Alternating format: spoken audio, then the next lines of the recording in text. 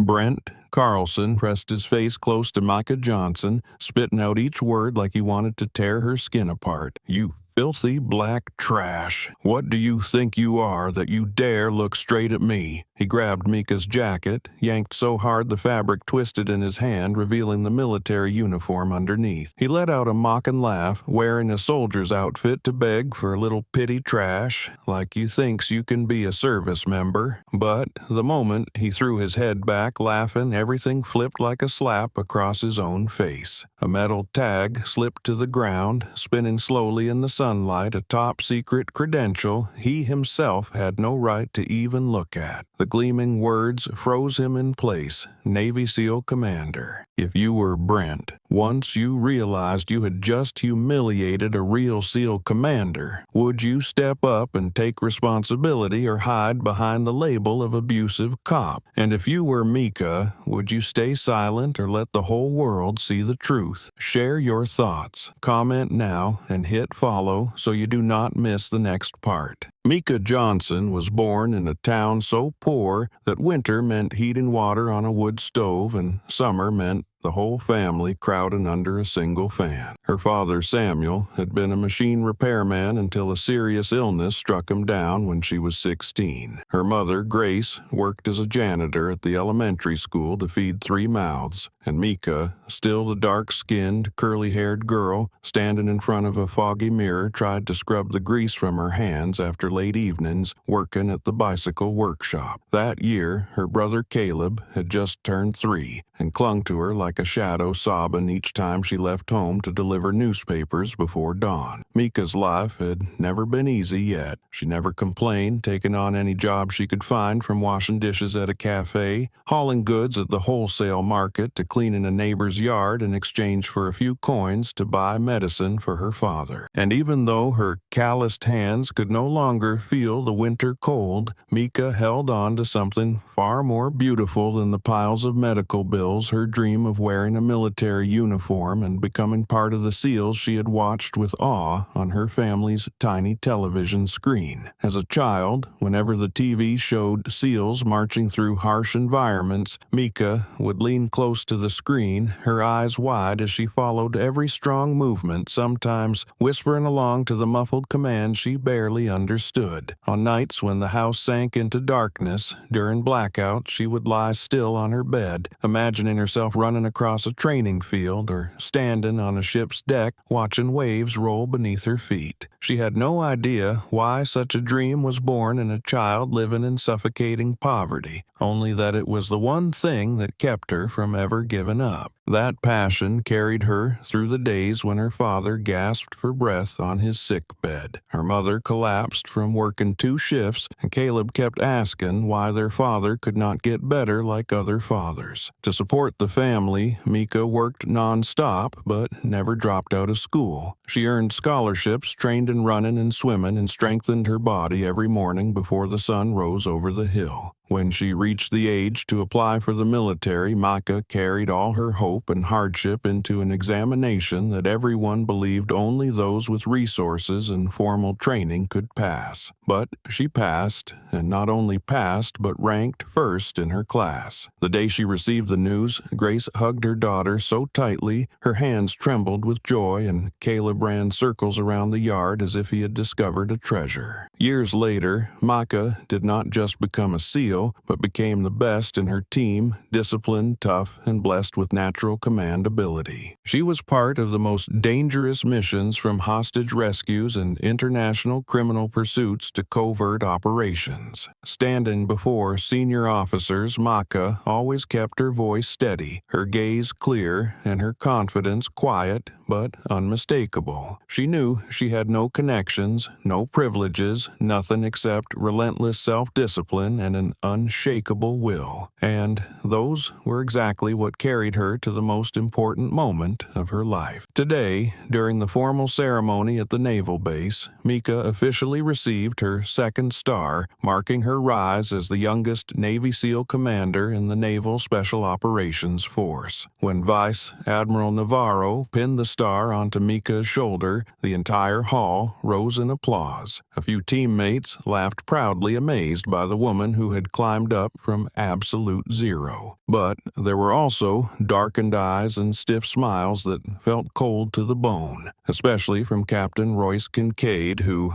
by seniority, should have been promoted but instead fell behind Mika. His silence was enough for Mika to sense an undercurrent forming. Yet she only nodded lightly, said nothing, kept her composure, and returned to her seat like a true officer. As she left the base, Mika drove the old black pickup truck her father had once bought from an acquaintance. In the back seat sat a small box containing her new insignia and a few keepsakes from the ceremony. She planned to bring it home for her mother to see, to hear Caleb shouting with pride, and to enjoy a simple but warm family dinner she had been waiting months for. The road back to town was not far, just a little over 30 minutes of driving, and the afternoon sky was so clear that Mika felt her life was finally turning to a new page, lighter and brighter, even if the old burdens were still there. But as she drove along the road leading out of the center, a gray car suddenly cut across the front of her truck as if trying to sweep the lane right out from under her. Mika hit the brake, the tires screeched hard, and dust curled around the faded paint. She tilted her head to look, seeing the gray car slow for a few seconds before disappearing around the corner. Mika exhaled quietly, trying to steady herself, yet a vague feeling rose in her chest, soft like a warning, the instinct of a soldier who had lived through too many life and death moments. She did not know that in that exact instant when the car brushed past her front bumper and vanished into traffic disaster had already begun to unfold. A single link had been pulled, and the peaceful life she thought she was returning to was already cracking in ways she could not yet see.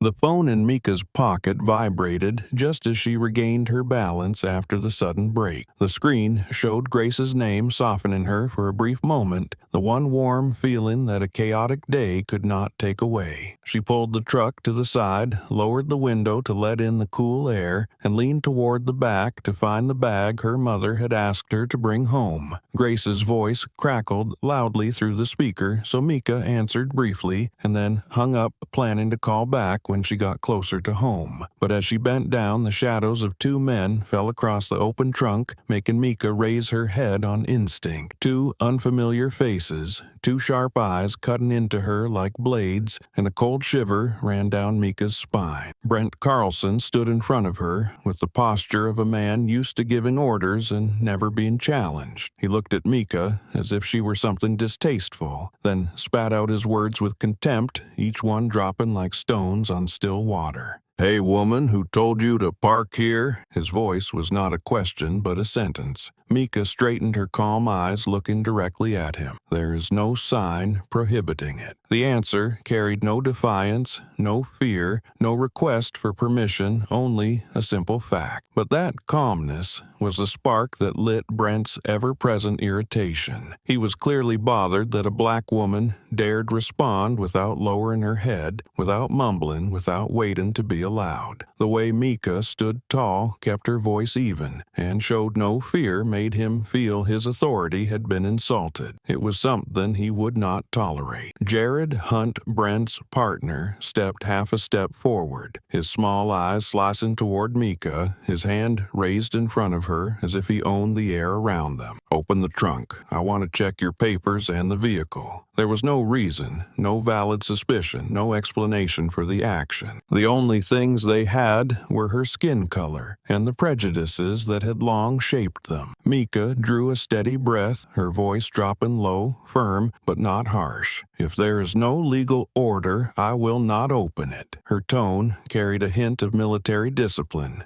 concise, direct, and clear, which made Jared look at her with mocking amusement, as if he had found a joke. A black woman teaching the law to police. His voice was quiet, but sharp, deliberately targeting her pride. Mika knew exactly what was happening. She had seen many similar situations in crisis response psychological training, and had witnessed a few of her subordinates stop for baseless checks when visiting their families. But part of her still hoped this would not escalate, that these two men would leave once they saw she had no intention of causing trouble. However, Mika's calmness only irritated them further, making them see it as a challenge. Brent glanced at at Jared as if signaling him, then hissed in a voice sharp and cold like a punishment order, "She's resistant. Grab her." He spoke as if Mika had just confessed to some crime, as if his decision could override the law itself. Their strong, fast steps closed in, making Mika take a very small step back, her instincts rising, but her hands still hanging at her sides, unwilling to give them any excuse. A few pedestrians nearby stopped watching the scene with confusion. Some raised their hands to their mouths when they saw Brent approach Mika, his face swollen with anger and hostility. Several phones lifted from a distance, though no one dared come too close. Mika felt her heartbeat shift, not out of fear, but because she fully understood the razor-thin line between a failed conversation and an act of abuse about to unfold. From combat experience, she knew that when two hot-headed men had decided their target was a thorn to be removed, logic no longer meant anything. The air thickened like a heavy fog, and the tension spread with each step they took. Mika stayed upright, her eyes never leaving the two men closing in, though inside her was a sharp, needle-like sensation warning her that this trouble was not just a roadside argument. Brent's final command rang out like a hammer hitting a door, opening a sequence of disaster Mika could not predict. Grab her. Those words did more than trigger police action. They signaled a level of escalation that could not be stopped, and as that order echoed, no one present knew that what was happening was not an incident, but the first link in a chain of a quietly prepared scheme. Ethan Ward left the base at the same time Mika drove through the gate, but he kept enough distance for her not to notice. He had no official assignment that afternoon yet. After years of supporting Mika on special operations, he had learned to trust his instincts. It was like a sound too faint for anyone else to hear, a vague vibration rising from his bones whenever something felt wrong around Mika. He remembered clearly the moment she turned to him at the base entrance. "Ethan, I am going home. Take a day off. Go see your family." She said it simply. Her eyes narrowed from the sunlight, but still carrying the quiet strength that made people respect her and unconsciously want to protect her. But even with her words, Ethan felt an uncomfortable space in his chest. He answered with a slight nod to let her think he would head back. Yet,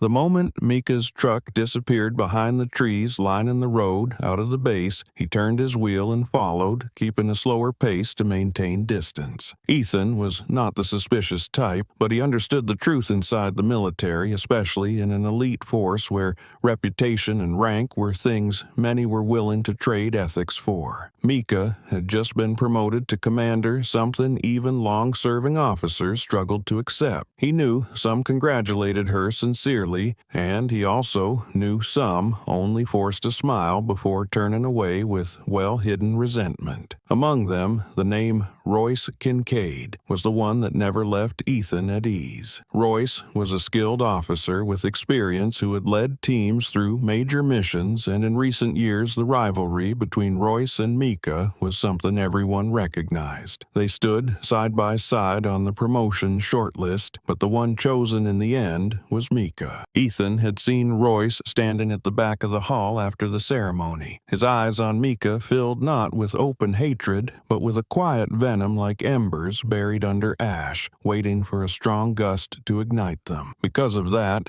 when Ethan followed Mika from several dozen meters behind, he kept checking the rearview mirror to make sure no one was tailing her. But what drew his attention did not come from behind. It came from across the road. The moment Mika stopped because of her mother's call, Ethan noticed a black car parked under the shade of a tree on the opposite side. It had no lights on, did not move, but carried an unnatural stillness. Ethan eased off the gas at once and pulled over to watch more clearly. The man inside the black car lowered his window slowly as if wanting to observe Mika without being noticed. Ethan narrowed his eyes, focusing on the face that appeared. It took him a few seconds to recognize the familiar features. There was no mistaking the squared jaw, the deep but shadowed eyes, the posture leaning back in the seat with arrogant confidence. It was Captain Royce Kincaid. Royce did not look around, did not look at traffic, and did not pay attention to any vehicle behind him. He only watched Mika, following her every movement, as if waiting for a precise moment to act. Ethan exhaled quietly, the unease he had felt earlier now turning into something certain. Royce, being here, was not normal. He did not live anywhere near this area and had no reason to park in a position that allowed him to watch Mika. More importantly, Ethan knew Royce was always calculated. If he were here, he had a purpose. Ethan looked at Mika standing by the open trunk and Kate answering someone on the phone, her hands steady but her eyes narrowing slightly when she saw Brent and Jared approaching. Ethan tightened his grip on the steering wheel as he watched them walk up too fast and too close with an attitude that was nothing like a routine check. Part of him wanted to jump out immediately, but he also knew he could not act rashly before understanding what was truly happening. Royce remained seated in his car, watching everything with the look of a man observing a play whose main character did not know she was the target. He tilted his head slightly, the corner of his mouth lifting faintly in amusement, as if anticipating something worse about to unfold. Ethan saw it and felt his stomach sink. He had seen this look before in men willing to sacrifice others to preserve their power. Royce was not the type to strike openly or provoke directly. He preferred to stand aside, observe, and exploit a bad situation to push it in the direction he wanted. It was the most dangerous kind of behavior in the military because it was quiet, patient, and capable of causing far more damage than any open attack. When Brent rushed toward Mika and Jared blocked her path, Royce leaned toward the steering wheel, lowering himself slightly as if wanting a clearer view of Mika's reaction. Ethan felt anger rise in him, not because of Brent or Jared's actions, but because of the pleased look in Royce's eyes as he watched their misconduct. Royce did nothing, and he was waiting for them to make a mistake so he could use it against Mika later. Ethan knew this all too well. An officer like Royce could stain Mika's career without ever touching her. All he needed was a video clip, a rumor, or a misunderstood moment, and he would turn it into a weapon to bring her down. Ethan placed his hand on the car key, ready to open the door, but at that moment Brent shouted with such fury that the entire stretch of road seemed to vibrate. "She is resisting, grab her, grab."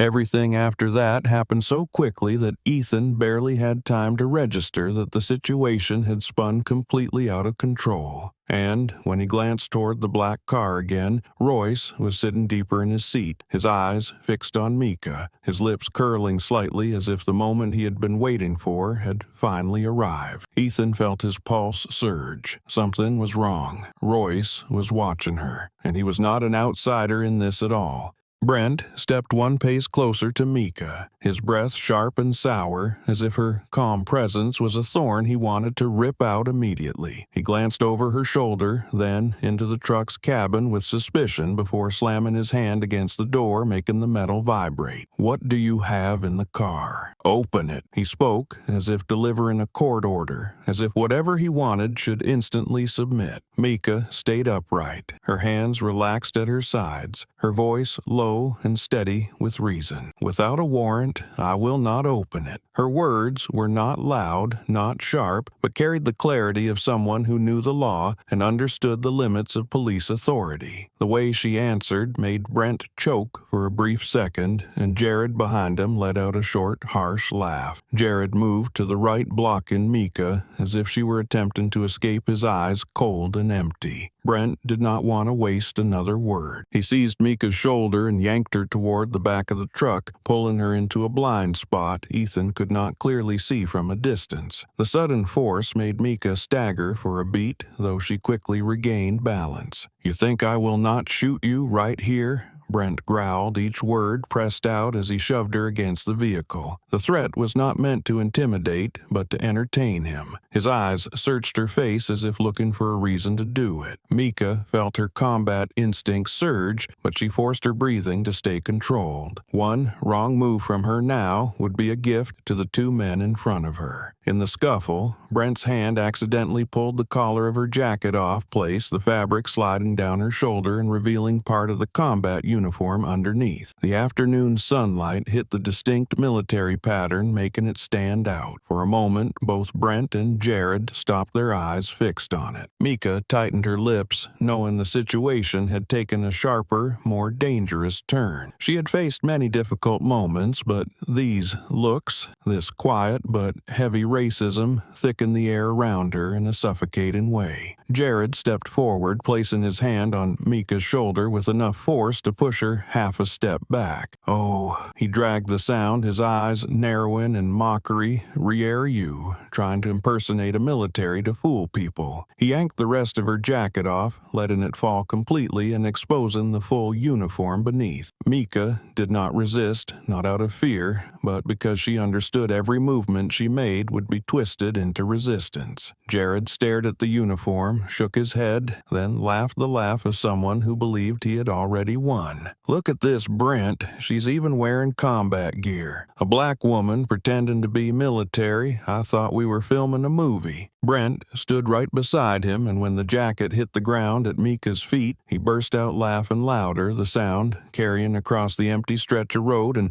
making several distant pedestrians turn their heads. "Cheap fake," he added, bending down to pick the jacket up only to toss it onto the ground again, like throwing away a rag. "You think I believe you are actually military? Someone like you only wears this stuff to beg for pity." The humiliation cut into Mika like blades, not because she felt pain for herself, but because it was what countless people like her had endured, the feeling of being treated as if she had no right to stand equal to anyone. Mika knew these words would not stop at insults. She looked straight into Brent's eyes, trying to keep her voice steady. "You are exceeding your authority. I am ordering you to stop immediately." But the words did not touch even a shred of conscience in either of them. Jared grabbed Mika's wrist and twisted it at an angle that sent a sharp jolt up her shoulder. "Look at her trying to teach the law," he said, his tone stretched out like someone enjoying the cruelty. "Who do you think you are? Act superior." And Brent, encouraged by his partner, stepped even closer to Mika and lowered his gaze to her chest. He saw the name tag, the fabric, the stitching that only real military personnel wore. But he refused to read it, refused to acknowledge it, and instead spat out a line dripping with venom. "You probably printed the uniform yourself to scare us." Mika was not someone who frightened easily. The harshest SEAL training had pushed her through freezing water darkness and psychological pressure at its limits, but what stood before her now was cowardice, wearing the mask of authority. The two men had no idea who they were standing in front of, and even less idea that what they had just ripped from her shoulder was an honor she had sacrificed her youth to earn. Brent and Jared's laughter dragged on for several more seconds, stretching as if they wanted to carve deeper into her. Passers-by began to stop, whispers rising in small clusters, though no one dared step closer. Mika stood between their bursts of laughter, her heart turning cold, not out of fear, but because she understood every boundary had been shattered. A deep humiliation, an unfounded accusation, and an unlawful search were unfolding in front of witnesses. And in the distance, behind the tinted glass of a black car, another pair of eyes watched in silence as if waiting for everything to escalate one step further. When Brent bent down to pick up the jacket ripped from Mika's shoulder again, he narrowed his eyes and glanced at Jared, and the two of them burst into louder laughter, the hollow sound of men who believed they held absolute power. And in that late afternoon, as their laughter bounced off the pavement, Mika stood between them, knowing that this moment was the true point of explosion, one she could no longer step back from.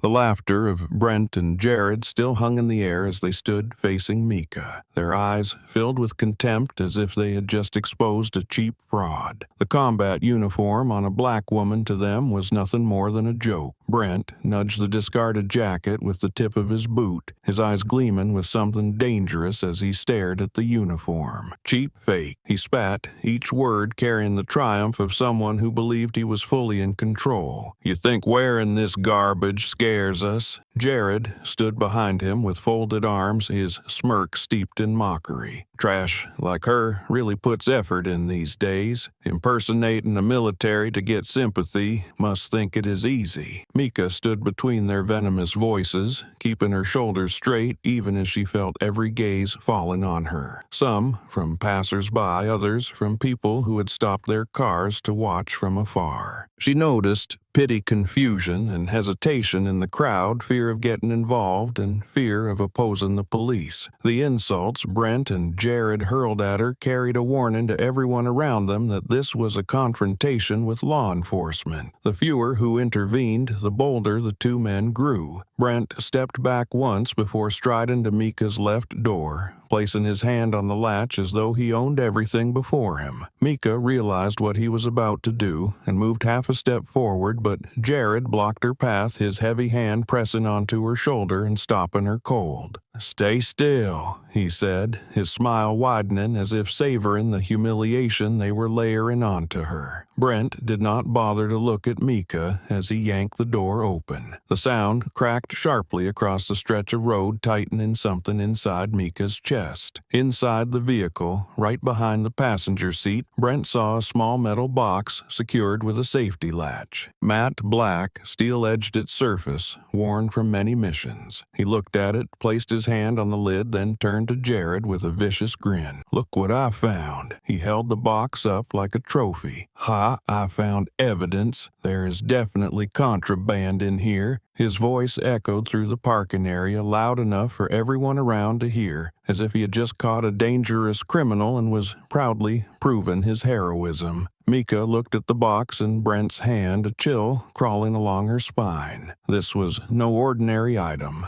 It was the container for classified documents and special credentials from command, something only high-ranking officers were authorized to carry, and the very item she received during the promotion ceremony that morning. The fact that two police officers were touching it without authority was not only a violation of civilian law, but also a breach of military security. They had no idea what they were handling, and worse, they had no idea how close their ignorance was bringing them to a pit they had dug for themselves. "Put the box down," Mika said, her voice low and slow, carrying the authority of someone accustomed to giving orders. "You do not have the clearance to touch that box." But Brent laughed a sharp high sound. "Oh, hear that, Jared? She says we are not qualified." He raised the box to Mika's face and gave it a mocking shake. "Contraband, is it? Drugs, weapons, fake papers?" Jared chimed in, his tone riding on triumph. "Technology, these days, is impressive,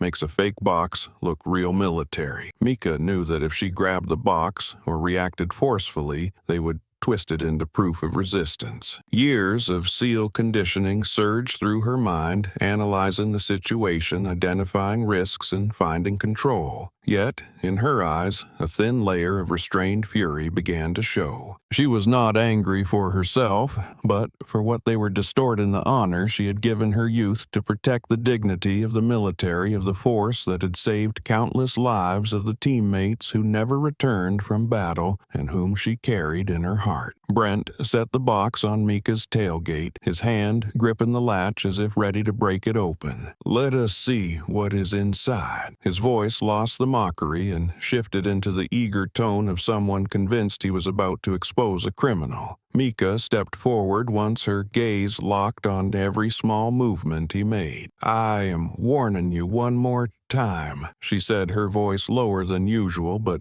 cutting through the air. "Put that down now." Brent hesitated for a brief moment, surprised by the sharp edge in her tone, but then he laughed harder, as if the more Mika spoke, the more entertaining it became. "She is giving orders now," he told Jared, his mouth stretching in amusement, his hand still on the latch. Jared looked at her uniform. "Who does she think she is? S." Mika inhaled deeply to steady the anger rising in her chest. But Brent did not give her more time. He snapped his head toward Jared, his eyes flashing with something both vicious and decisive. "Cuff her." Those 3 words cut through the air like a blade severing the last bit of patience Mika had been holding. In that instant, the space around them thickened, the murmurs of the crowd fading into a distant blur. Mika saw Jared advancing toward her, his hand reaching out to seize her wrist while Brent stood beside the military box, his expression dripping with triumph.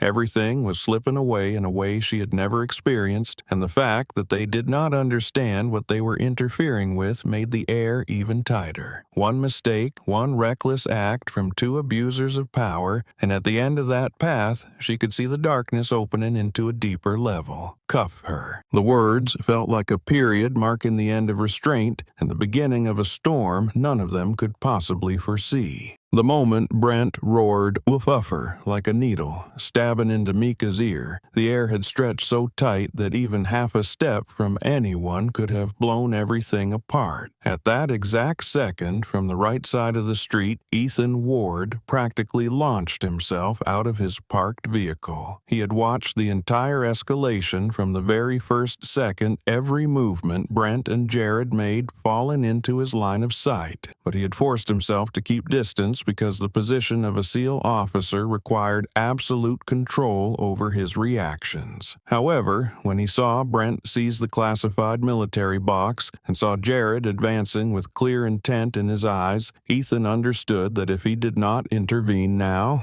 they would cause damage no one could undo. He crossed the remaining distance so fast that several bystanders flinched as a figure sprinted into the center of the tense scene. "Stop!" Ethan shouted, his voice ringing out without tremor or distortion, sharp with the authority of someone used to commanding in life and death moments. She did nothing wrong. Brent spun around at once, irritated at being interrupted in the moment he believed he had total dominance. He did not ask who Ethan was, nor did he bother to register what kind of man had stepped in. He lunged with a full punch straight at Ethan's face, a punch without technique packed with the weight of rage. His fist flew forward, heavy and reckless, aimed directly at Ethan's cheekbone. The blow snapped Ethan's head to the side, but he did not fall. It was far from the first time he had taken a hit. He stepped back half a pace to absorb the impact, pressed a hand to the hot sting on his cheek, then looked at Brent with eyes completely free of fear. Jared did not give Ethan a second. He lunged from behind, grabbing Ethan's arm and wrenching it hard as if trying to force him to the ground. "You are her accomplice, aren't you?" Jared barked, his breath harsh against Ethan's ear. "You want to die with her." Ethan did not fight back like a soldier trying to neutralize an enemy. He reacted like a man trying to stop a situation from collapsing beyond repair. He rotated his wrist in the opposite direction, a simple, close-quarters move, but enough to break Jared's grip. Jared stumbled back a step, thrown off balance. Ethan used the opening to plant himself firmly in front of Micah's arm, slightly spread like a barrier. His face hardened, the kind of hardness forged from facing danger while keeping a clear mind. "Enough," he said, his voice dropping low, but losing none of its strength. "Stop before this gets worse." Mika stood behind Ethan, her expression shifting from controlled calm to a helplessness she did not want to feel. She did not want Ethan dragged into this, and even more, she did not want a subordinate entangled in trouble because he tried to protect her. "Ethan, stop," she said quickly, her breath uneven as the situation spun beyond anything she had anticipated. "Do not give them an excuse." But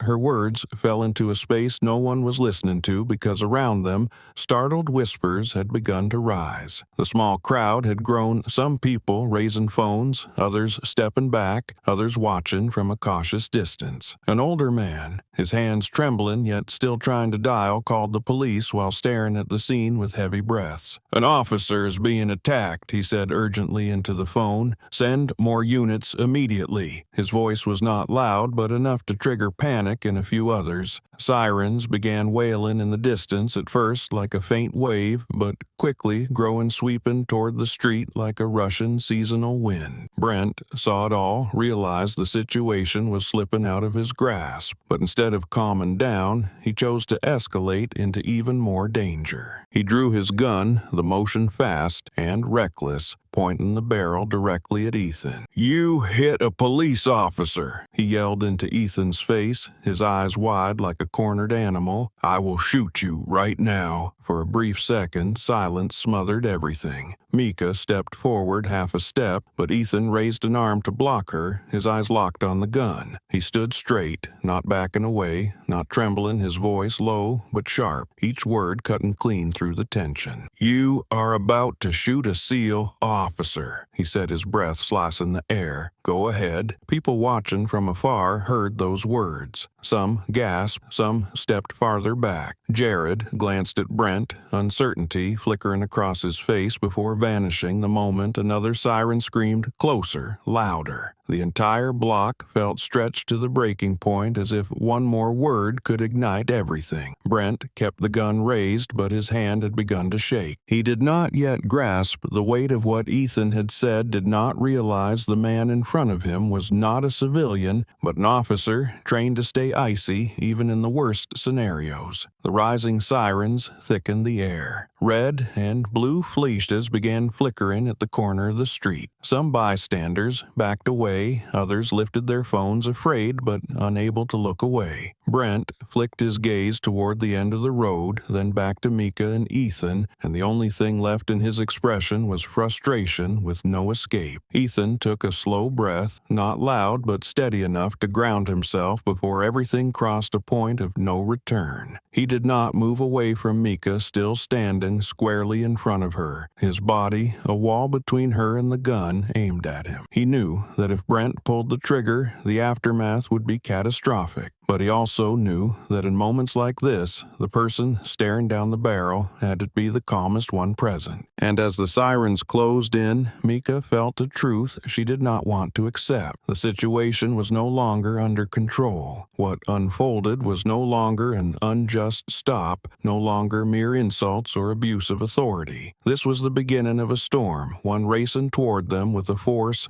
no one could stop. Ethan stood there in the middle of the street between the wailing sirens and the crowd's panicked breaths, between Brent's trembling gun and Mika's furious eyes, like the only rational anchor in the chaos swelling around them. And at the far end of the road, the red and blue lights flared brighter, signaling that everything was about to break open in the next second, with no one knowing what would come. The sirens grew closer, the red and blue lights cutting across the pavement like sharp streaks. Ethan stayed in front of Micah, his arms slightly spread as he tried to keep space between her and the gun in Brent's hand. But chaos did not wait for anyone to regain composure. As two patrol cars stopped by the curb, two reinforcements rushed out, and without asking a single question they saw Brent aiming his gun, Jared gripping Micah's arm, and Ethan standing between them. To their eyes, it looked like an attack on the police, and their reaction was faster than any explanation. One of the reinforcements shouted and slammed Ethan to the asphalt, the impact making several witnesses gasp. His knee pressed hard into Ethan's back as he twisted both wrists behind him to cuff him. "Stay down,"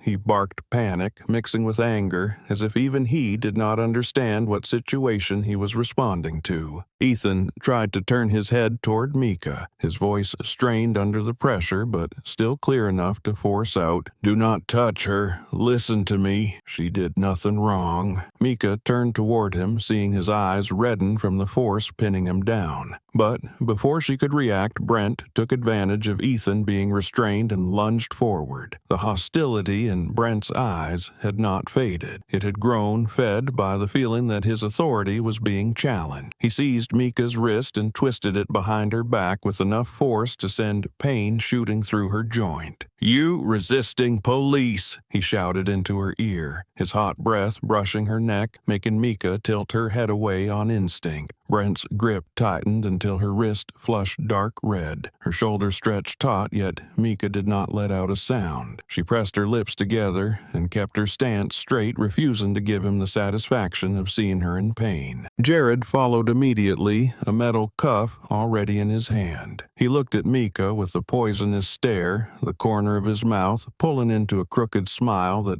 felt like a verdict. "This one is a soldier," he repeated, his voice dragging with ridicule. "All I see is a black faker trying hard to scare people with a uniform." Those standing nearby heard it clearly, their expressions shifting. Some stepped back out of fear, but others held their phones tighter, recording closer, as if they could not believe what they were witnessing in broad daylight. Then the metallic click cracked sharply through the tense air. Jared snapped the cuff closed, tightening it around Mika's wrist with no restraint. She dipped her head slightly from the pull, but kept her stance upright, her breath settling low in her chest. She felt the metal bite into each joint of her wrist, a sensation familiar from training but now stripped of any practice, meaning replaced only with the deepest insult to the dignity she had spent her life protecting. Ethan lifted his head from the pavement when he heard the cuffs lock, his eyes widening with anger and fear. He tried to push against the officer, pinning him down, but the strain on his restrained wrists sent sharp pain through his arms. "Take the cuffs off," he shouted, using every breath in his lungs. "She is Commander Mika Johnson." The words flew out like an arrow cutting through sirens, through the noise of the crowd, through the frantic pounding of his own heart. Several bystanders turned their eyes toward Mika, stunned,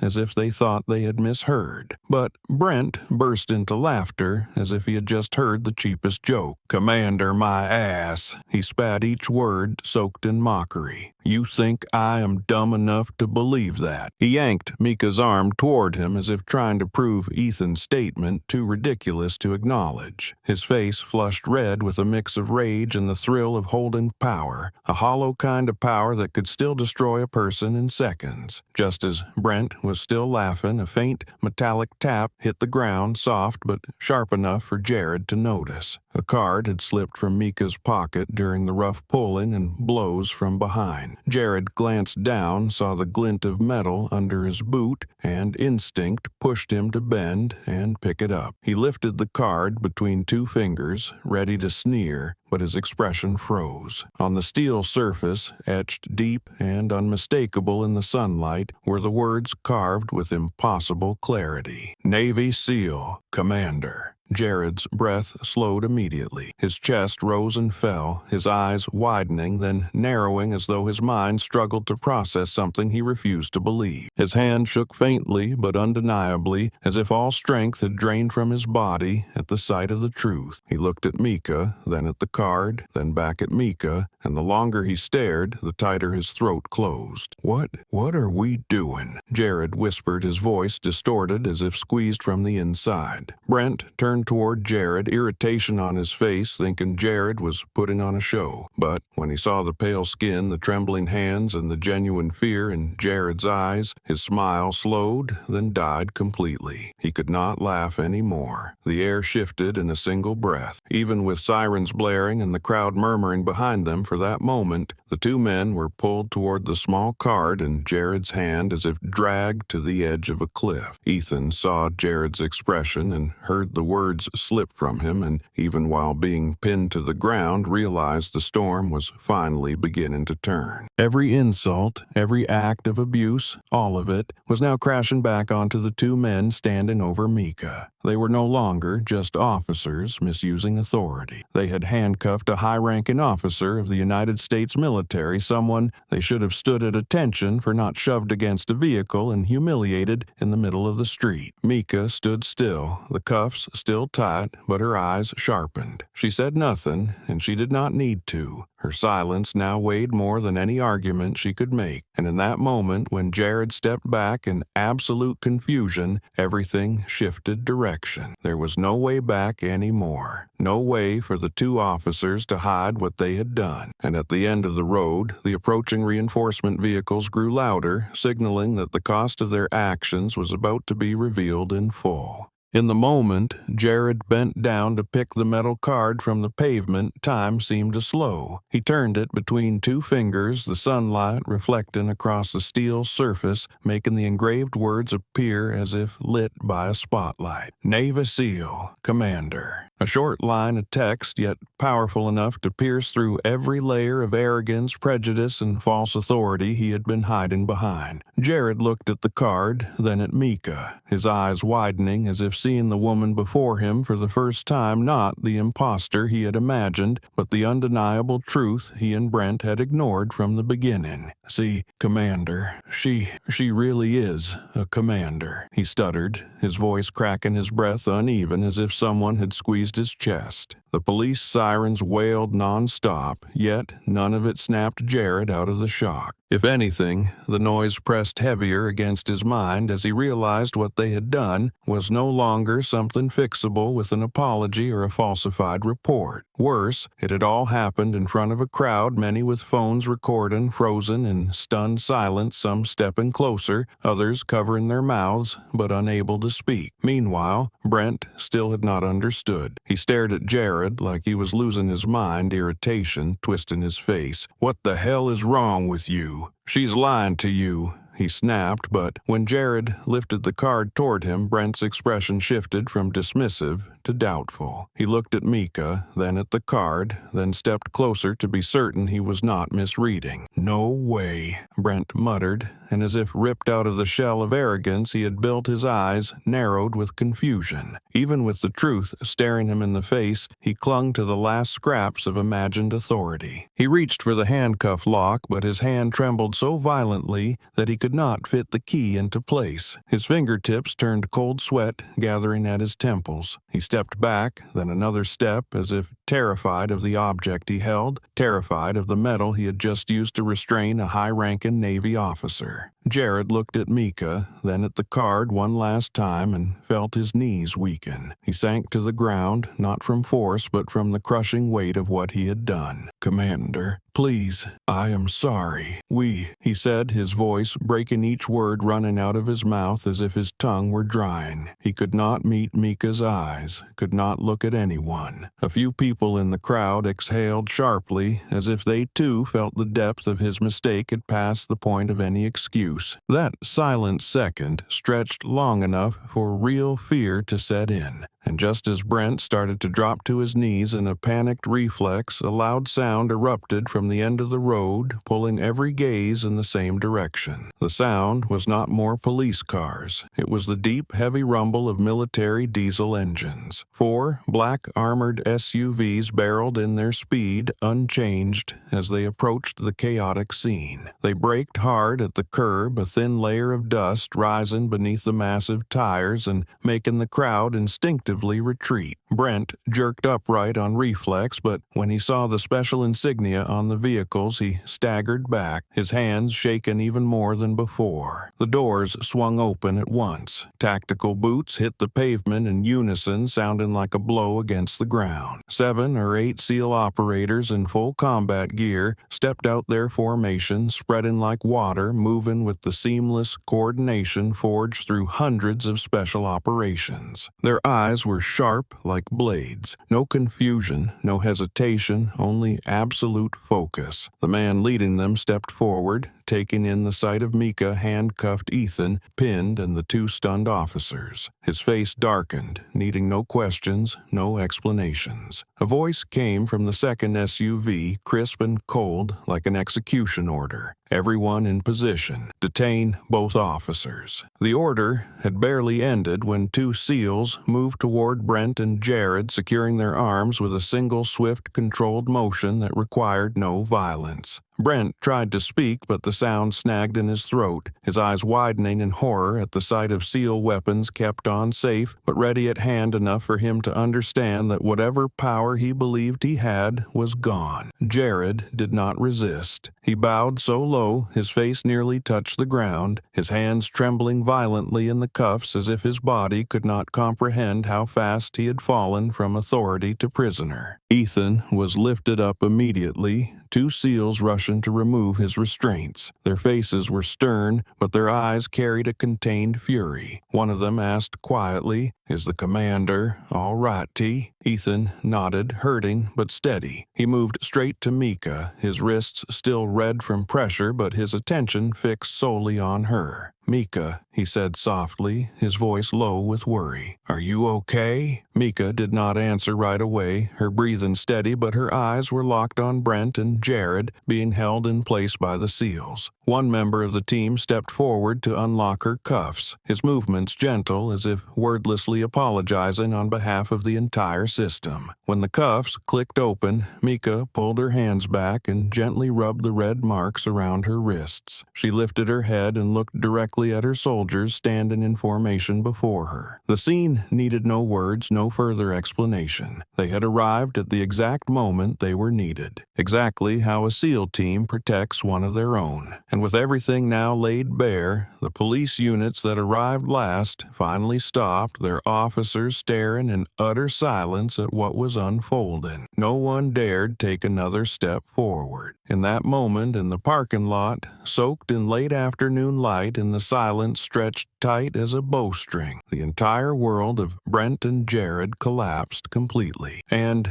Mika's world was preparing to turn to a new chapter 1, where the men who brought her to her knees through cowardice would face the full rightful meaning of justice. The sound of military tires grinding against the pavement still echoed as the first 4 SEAL operators stepped out of the lead SUV. They did not need to shout or posture, yet every movement they made caused the crowd to retreat on pure instinct. Bystanders and scattered police officers around the area felt the shift in the atmosphere as if a door weighing hundreds of kilograms had slammed shut, cutting off all meaningless noise. Brent and Jared were pushed toward the center of the parking lot, while in front of them, the 4 SEAL operators fanned out in an arc their steps, firm their eyes like cold blades sinking into their targets. One of the operators stopped directly in front of Brent, his voice not loud but chilling enough to shake anyone who heard it. "Hands on your head, now." It was not a request. It was a military command issued by the most elite unit a regular police officer could not even imagine facing in his lifetime. Brent swallowed hard, his hands trembling though he tried to keep his posture defiant. He looked around as if searching for a way out, but all he saw were solid, disciplined bodies closing in. His eyes met Jared's, seeing his partner's face drained of all color. Jared had given up long ago, his hands half raised by instinct, half in an attempt to show he did not intend to make things worse. But their panic only made the SEAL team tighten the circle faster. One operator moved behind them, observing every tiny motion, and almost simultaneously, 2 others stepped in and restrained Brent and Jared with simple, practiced ease. The hold was so effortless that witnesses could not understand how 2 physically strong officers lost the ability to resist in an instant. They were turned, pinned, and controlled while the SEAL operators expended almost no force as it threw nothing but routine training. Amid the chaos, Ethan ran forward the moment he was released from the grip of the reinforcement officers. 2 SEAL operators stopped him just long enough to make sure he was not seriously injured, but when they saw the fire in his eyes, they let him go immediately. Ethan said nothing, sprinting straight to Mika, where a SEAL operator was already crouched unlocking her cuffs. The click of the key was soft, but felt like a hammer to anyone listening. When the metal dropped to the ground, Mika inhaled slowly, not from pain, but from the sensation of finally breathing again. Ethan placed a hand on her arm, his face showing the agony and suppressed fury he had carried from the moment he saw her treated like a criminal. "Thank you,"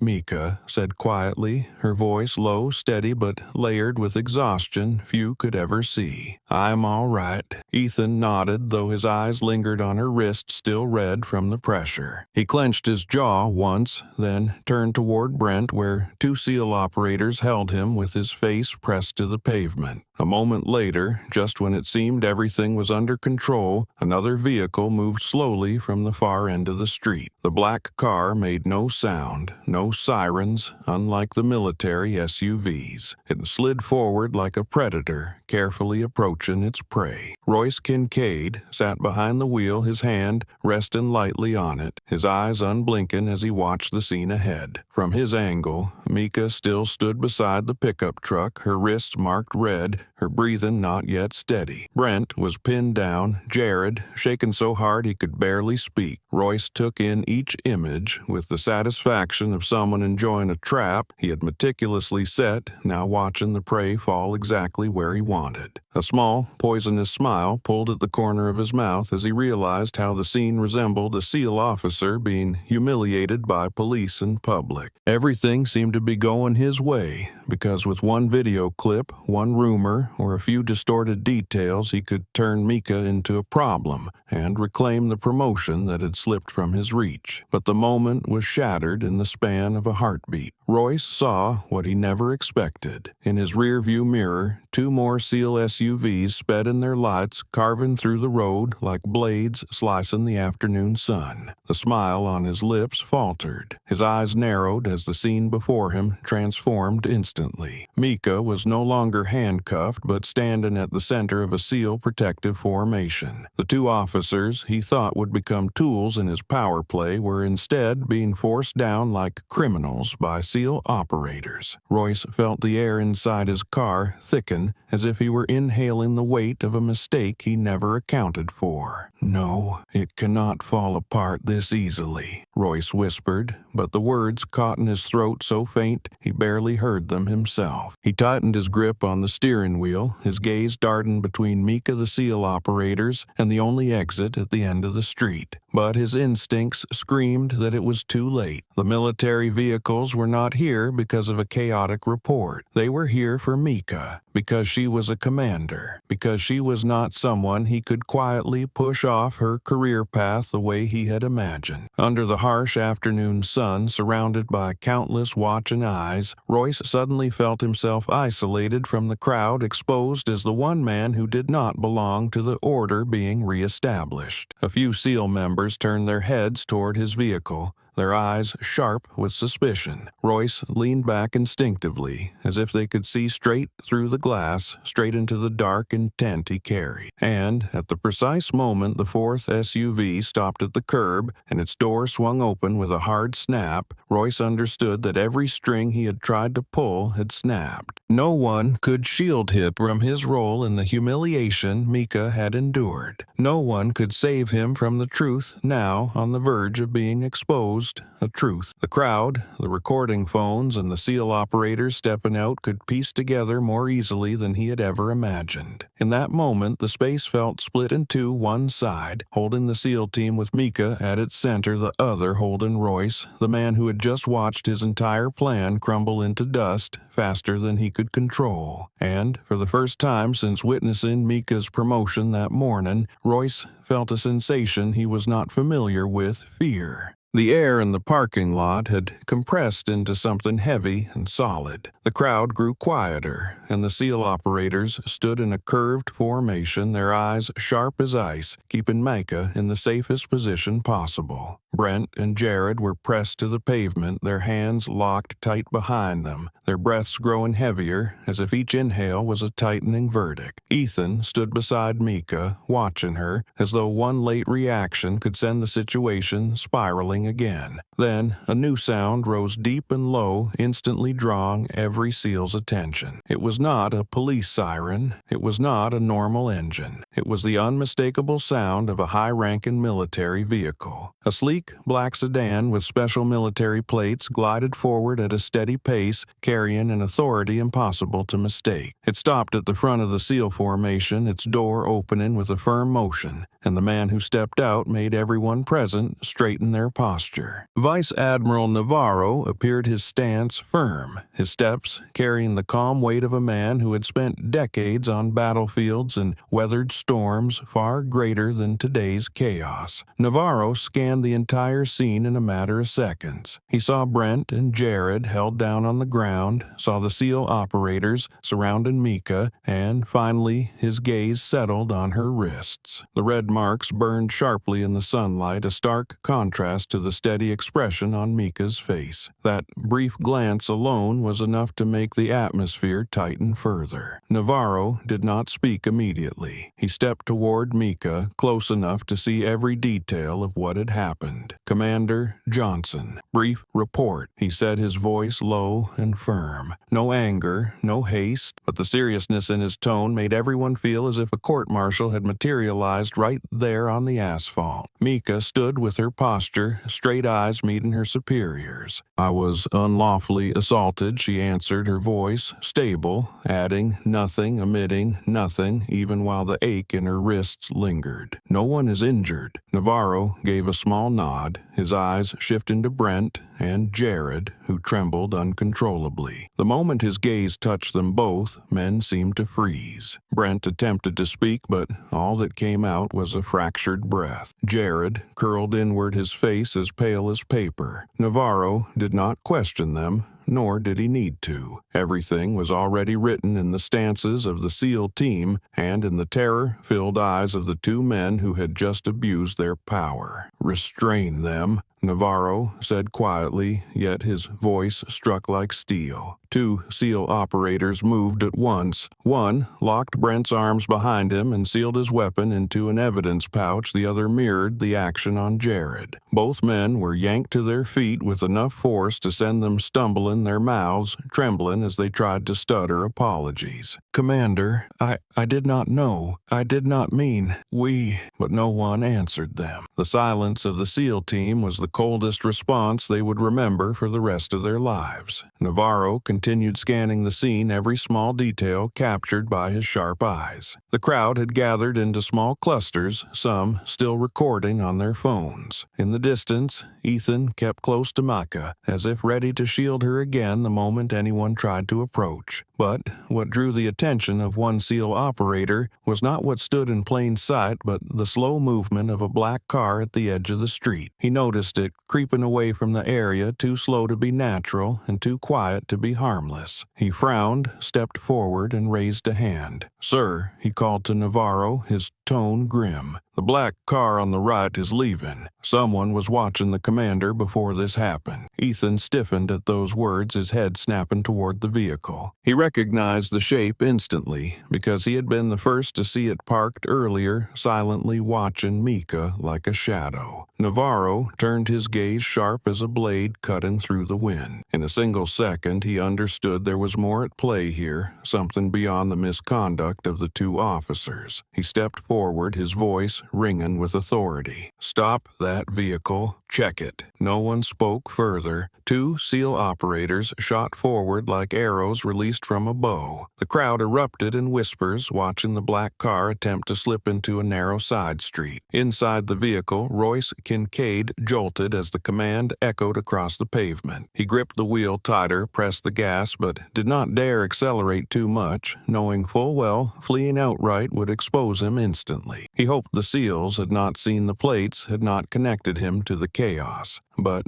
reality was far harsher. The moment Mika had been handcuffed, the moment he allowed himself that satisfied smile, all of it had fallen into the view of operators he once called comrade. And now nothing depended on him anymore. A Navy order had been issued, and no Navy order was ever ignored. Navarro stood in the middle of the road, his presence cast over Mika like a shield. His eyes held not only authority, but the cold edge of someone who had witnessed too much injustice to remain patient. The parking lot fell into a heavy silence again, a silence so deep Mika could hear her own heartbeat steady and firm, like a reminder that everything was shifting into a new chapter where the truth would be dragged out of the shadows whether anyone wanted it or not. Royce's black car had barely moved a few meters when two SEAL operators sprinted into its path, their motion so fast and precise that Royce was forced to slam the brakes. He jolted, hands tightening around the wheel eyes, darting along both sides of the street as if searching for an escape. But within seconds, three more operators closed in from behind, forming a tight perimeter that made it clear if he attempted to flee, he would be dragged out in an instant. His breathing grew heavy, his heartbeat chaotic, and the moment he opened the door and stepped out, the false confidence he usually carried evaporated completely. He tried to hold a steady expression, pretending he had no idea what was going on. "I was just passing by," he said, attempting to steady his voice, though the last words trembled. One of the SEAL operators closest to him cast a sharp evaluating look as if observing an intruder on secured ground. The street was still crowded, whispers from the gathering people rising with every movement the SEAL team made. Every eye was now fixed on the black car, on the man no one expected to see trying to slip away unnoticed. Royce swallowed hard, his hands slightly shaken as he shut the door. He had not even spoken another word when Ethan stepped away from Mika and began walking toward him. Ethan did not rush, but each stride he took felt to Royce like a step pushing him deeper into a corner. Ethan's eyes, cold and steady, were the eyes of someone who knew exactly who Royce was and what he had done. When he reached him, Ethan did not open with polite questions or accusations. He looked directly into Royce's eyes, his voice low and firm, reciting a truth both of them understood. "I know you followed Commander Johnson from the moment she left the base," Ethan said. No wasted words, no raised tone, but sharp enough to slice straight through Royce's facade. Royce froze. For a split second, he considered reacting, tossing out a confident laugh as he often did, but Ethan's stare forced the impulse back down his throat. Still, the arrogance of a man who believed himself smarter than everyone else would not let him bow easily. Royce forced a strained smile, the kind meant to hide the truth, but only exposing his trembling underneath. "I was concerned for her safety," he said, his hands clasped loosely in front of him as if presenting a noble intention. But the words shattered the moment they hit the pavement, swallowed by the silent disbelief of the SEAL operators surrounding him. Ethan tilted his head slightly, his expression unchanged. Concerned, he repeated, echoing Royce's claim, but there was no trust in his tone, only a thin, well-hidden layer of contempt. Royce glanced around searching for support, but all he found were stern faces, none willing to entertain the performance he was putting on. He shifted toward Mika, but she did not look at him. Her gaze was set elsewhere, not out of avoidance, but because in her eyes he no longer deserved to be acknowledged at all. Royce began to feel the heat radiating from inside the car, not real heat, but the burn of rising panic spreading through his chest. He opened his mouth to say something, but before any sound could escape, a voice rose from behind him, a voice firm, decisive, and carrying the weight of authority that no one here could deny. Vice Admiral Navarro stepped forward, his eyes locking onto Royce like a steel nail driven into wood. He did not need to ask anyone anything, nor did he need Ethan to offer information. Seeing Royce's vehicle attempting to leave while the scene was still unresolved was enough for him to understand that the situation was far more serious than it had first appeared. "Retrieve his dash cam," Navarro said, his voice not raised yet, tightening Royce's throat like a clamp. "Take his phone. Check everything." There was no hesitation in the order, because Navarro understood clearly that an officer appearing at the exact moment his commander was unlawfully assaulted and then attempting to leave the scene as soon as the SEAL teams arrived was never a coincidence. 2 SEAL operators moved in immediately and opening the door of Royce's car, while the other extended a hand demanding the phone. Royce froze, as if turned to stone, his lips trembling when he realized he had no ability to resist. Every pillar he leaned on his confidence, his position in the Navy crumbled the moment he stood before the highest-ranking officer above the commander he had tried to undermine. "No, wait," Royce murmured, but the sentence was cut off by the absolute silence of the SEAL team. No one wanted to hear him speak. No excuse he could offer mattered now. His palm began to sweat. A single drop slid to the pavement as he handed over the phone, no longer with arrogance but with pure desperation. One SEAL operator took it quickly, opening the recordings, messages, and call logs. The other removed the dash cam from his car. Royce watched every motion with terrified eyes. He knew exactly what was on that camera. He knew what he had said inside the car. He knew the footage would show him tailing Mika from the base gate, and he knew the phone conversation he had recorded would be evidence beyond saving. Sweat began to run in streams along Royce's temples. He swallowed hard, gripping the edge of his pants, his shoulders shaking. The people standing nearby were beginning to understand something was deeply wrong. No one spoke loudly, but their eyes said everything Royce was not innocent. Ethan stood watching him, showing not a shred of pity. Micah maintained her calm gaze, but behind that calm was something colder. Not patience anymore, but the clear recognition that the truth had begun to surface. And when the two SEAL operators brought the phone and dash cam forward to Navarro, everyone could feel one thing. Royce Kincaid was standing on the very edge of a cliff, was about to fall from it. He looked into Navarro's eyes, then at the device in the SEAL team's hands, and in that moment, cold sweat began to soak through the back of his shirt. It did not come from shouting or gunfire. It came from the deadly silence when Royce realized that everything he had tried to hide was about to be exposed in broad daylight.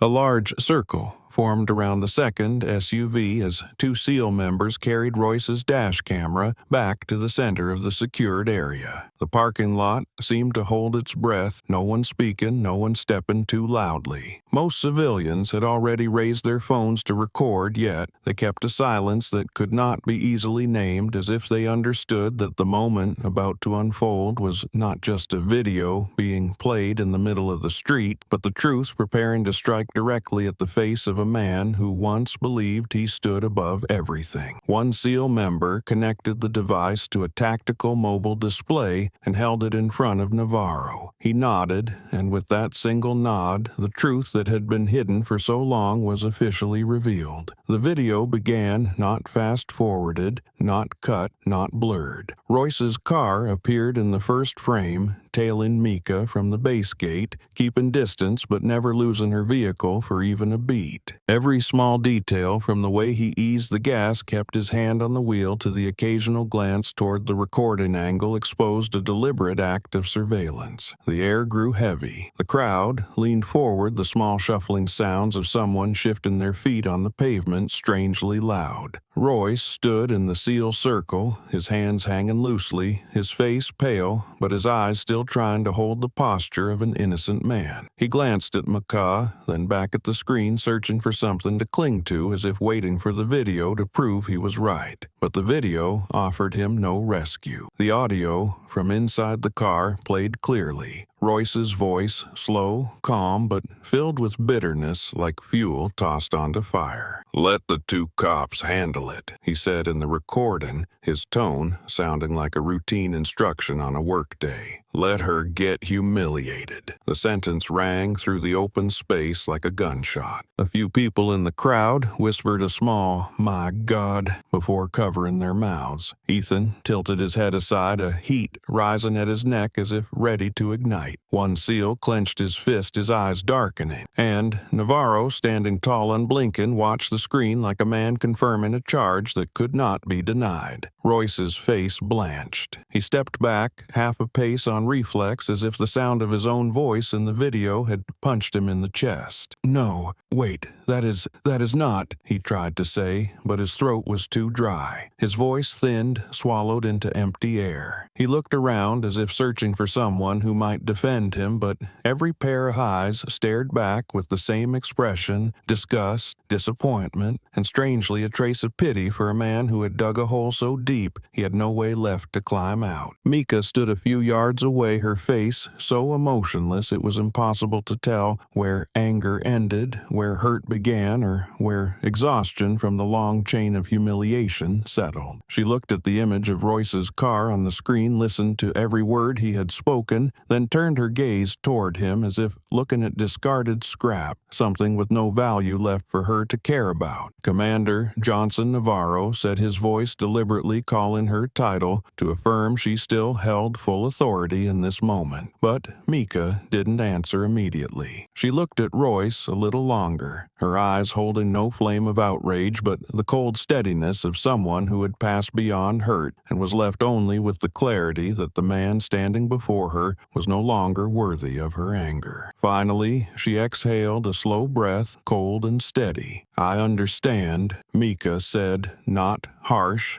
not shaken, not vengeful. Just 3 words, yet they rang out like a mirror held up to the smallness of the scheme Royce believed was sophisticated. No one in the SEAL team laughed, no one reacted aloud, but everyone felt the weight those words carried. Royce let out a strangled sound like a man being choked. I was just joking. He spat out each word, desperate, searching for an escape. I didn't think. He tried to step toward Mika, but 2 SEALs immediately blocked him. Royce looked around, his eyes drifting like someone drunk. I wasn't trying to hurt her. I just wanted, but he couldn't finish. He knew himself there was no justification left. Every piece of evidence had already been laid bare. His voice in the video was so clear that it erased any possibility of twisting the truth. Navarro stepped forward, his shadow falling over Royce like sunlight being cut off by a cliff face. "You call that a joke?" Navarro asked, his tone not raised but heavy as thunder. "Unauthorized surveillance, following an officer without cause, and intentionally creating the conditions for a senior officer to be attacked." He paused long enough for Royce to feel each blow of those words. "Royce Kincaid, you are being detained." The video reached its final segment, showing Royce lowering his window to watch Mika being harassed, the corner of his mouth lifting in a smirk, and that moment alone felt like a spark thrown into the anger of the SEALs surrounding him. One of them moved in quickly on instinct. "Face the vehicle," he ordered, voice cold. Royce didn't dare resist. He turned his hands, drifting behind him in a daze. When the cuffs locked around his wrists, the metallic click was loud enough for people far back in the crowd to hear. Royce suddenly yelled like a man realizing too late he had lost everything. "You don't understand. I'm the victim. She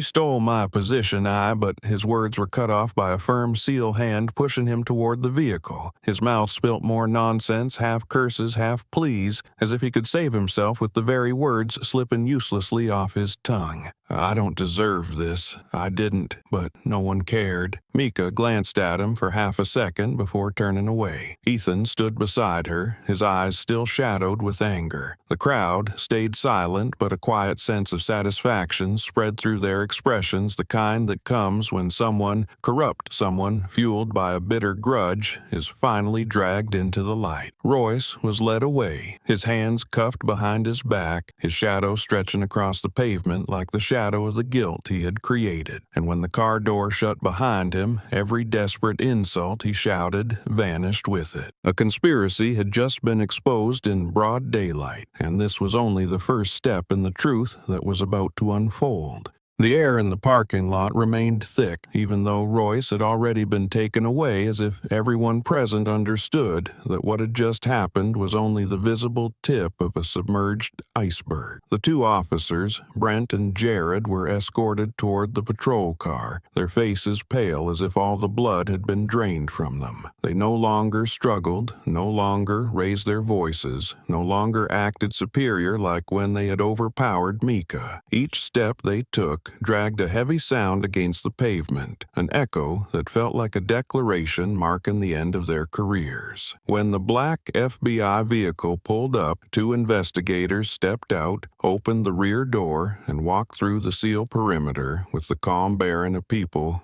used to facing major scandals. One of them glanced at the file just passed from the SEALs, then looked at Brent and Jared with an expression devoid of emotion. "Brent Carlson." "Jared Hunt." The first agent said, his voice cold as steel. "You are under arrest, under provisions related to abuse of authority, unlawful use of force, racial discrimination, and threatening the use of a firearm against an unarmed civilian." Those words fell one by one, heavy enough that Jared trembled inside the cuffs while Brent pressed his lips together as if trying not to crumble. They were pushed into the FBI vehicle, the door shutting with a resounding click. To the SEALs who witnessed it, that was the sound of justice beginning to move. To the 2 abusers, it was the door slamming shut on the lives they had destroyed. An FBI agent collected the body cams and phones belonging to Brent and Jared, ordinary pieces of evidence, but ones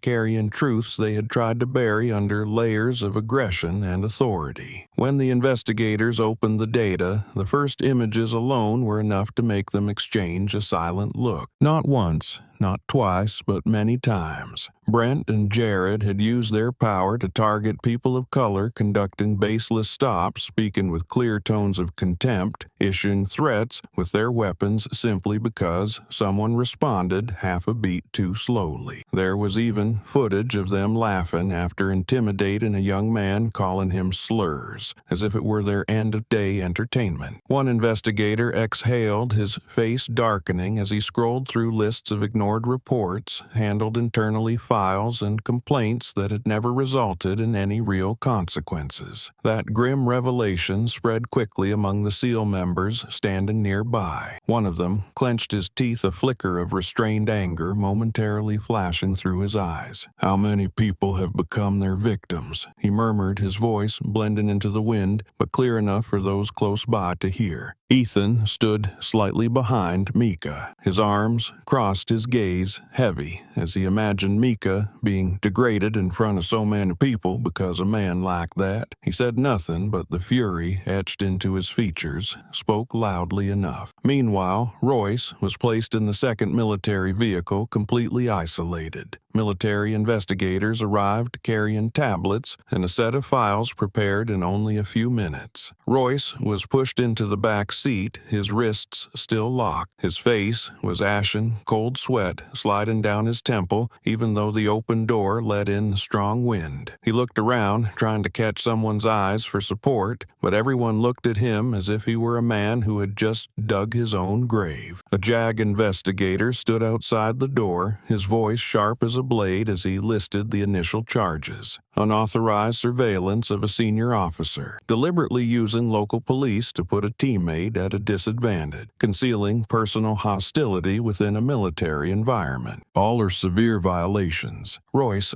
tried to argue. "I did not mean to.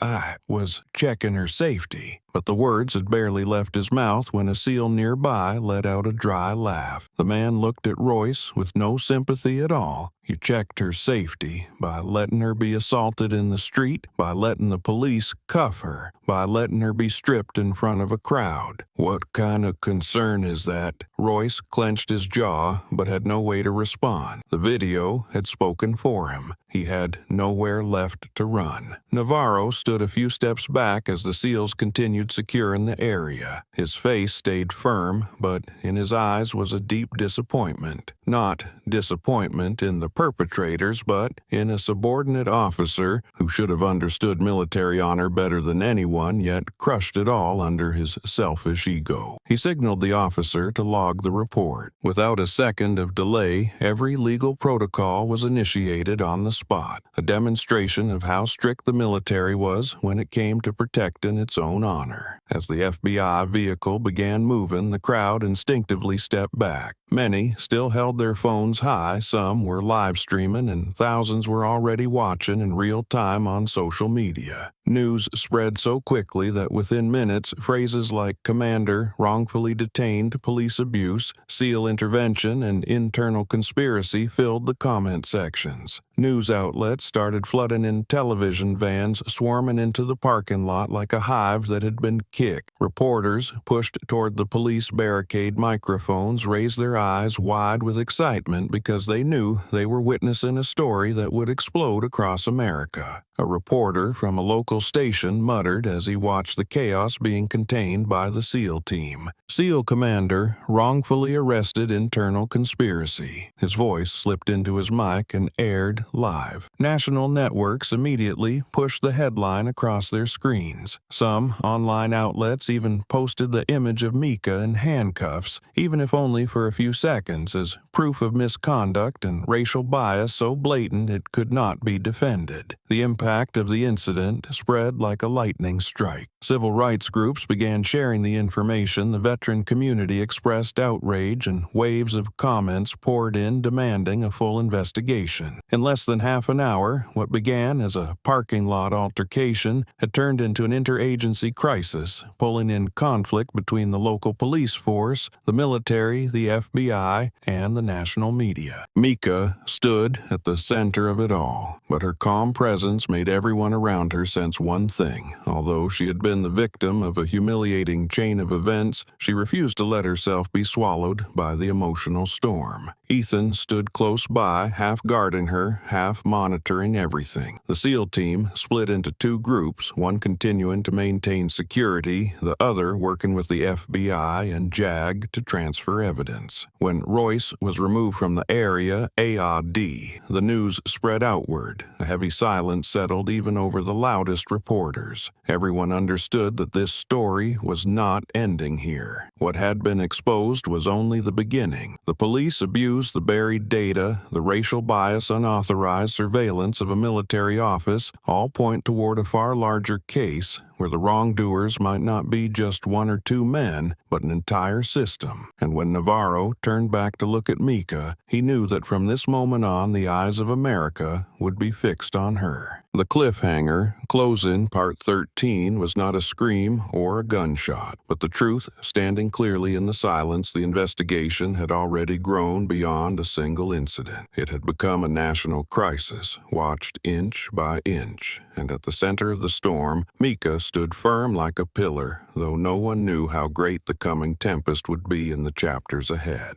In less than 24 hours after the parking lot incident, the entire town shook under a chain of announcements released continuously by the police department, the FBI JAG, and even Naval Command. Every street supermarket and cafe buzzed with discussion. Images of Mika in handcuffs in the middle of the road, followed by the SEAL team arriving to pull her out of the situation, had become the center of every headline. No one could look away from the truth being exposed. Two abusive officers and one vengeful military man had created a shockwave none of them ever expected. In the emergency meeting room of the Oak Ridge Police Department, the sound of papers being torn, printers running non-stop, and the heavy sighs of senior officers mixed together into a bleak atmosphere. On the table were the files of Brent Carlson and Jared Hunt, two names that had flooded the internet for the past day. After 3 hours of discussion, the head of Internal Affairs stood up and signed the final documents. The red stamp of termination hit the paperwork like a blade slicing through the authority that Brent and Jared had once wielded over civilians. They were stripped of their badges, weapons authority, and were permanently banned from working in any law enforcement role nationwide. When the decision was read, Jared burst into tears on the spot, while Brent sat motionless like a man half dead. He did not shout, argue, or slam the table. He simply lowered his head and stared at his empty hands, the same hands that had once carried a badge he believed he deserved. One day earlier, he had thought he stood above the law. Today, he was just an unemployed man carrying charges that infuriated an entire country. That same afternoon, the military held its own emergency meeting regarding Royce Kincaid. A long row of sealed files was opened, and his mission reports were reviewed page by page. All access he had to the system was immediately blocked. Royce was informed of his suspension, the revocation of his clearance, and his placement on the waiting list for a court-martial. His face, as he heard the orders, looked like a hollow shell, as if every bit of stature he had built had dissolved. The JAG investigators led him through the base hallway without anyone bothering to look at him. Royce tried to stand straight, but his steps faltered. The officer who once competed for the commander position now walked like a loser, stripped bare before hundreds of eyes. The fallout did not end there. News that 2 officers had been fired for racial discrimination spread like a storm. Major news outlets ran the headline, "Abuse of Power Exposes a Decaying System." One viral post showed Brent's wife carrying their child in a supermarket, while 3 women whispered nearby with anger in their eyes. "Is your husband the one who did that? People like him give this whole town a bad name." That evening, when Brent returned home in the car that no longer bore police markings, he saw 3 neighbors standing in front of his house staring at him with looks that seemed ready to drive his entire family out of the neighborhood. He heard children whispering from the distant playground, "That is the kid of that officer. Do not play with him." Rumors spread faster than the official reports. A radio host criticized criticized the department for letting officers like Brent and Jared slip through background checks. A columnist questioned why repeated complaints against them had been dismissed as handled internally. By nighttime, large social media pages had begun calling for federal oversight of the Oak Ridge Police Department. Debates flared everywhere, from living rooms to diners, from veteran forums to university campuses. And through it all, no one forgot the image that had started the fire. Mika, standing in uniform, hands, cuffed shoulders, squared ven, as she faced humiliation. The story was no longer about two officers, no longer about one act of racism, and not even about one military betrayal. It had become the spark that illuminated every crack in a failing system, and it was only the beginning. His son sat on the porch steps, eyes red and wet. "Dad, why are they calling me the bad guy's kid?" His wife had just come home from work, her face pale, needing no explanation. She had been fired that afternoon because the company did not want to be associated with the name being cursed on every news broadcast. In the dark living room, Brent sat on the chair gripping the confiscated badge he had secretly brought home. He rolled it between his fingers, watching the cold silver reflection in his eyes. That badge had once been his pride, the reason he held his head high in front of anyone. Now it was nothing more than a useless piece of metal stripped of all authority. His hands trembled, feeling as though the small piece of metal weighed more than the sky. He saw Mika in handcuffs, heard the words he had shouted into her face, remembered the cold stares of the SEAL team, and saw the truth that his entire life had been destroyed because of the resentment and prejudice he had carried for so many years. "What the hell have I done?"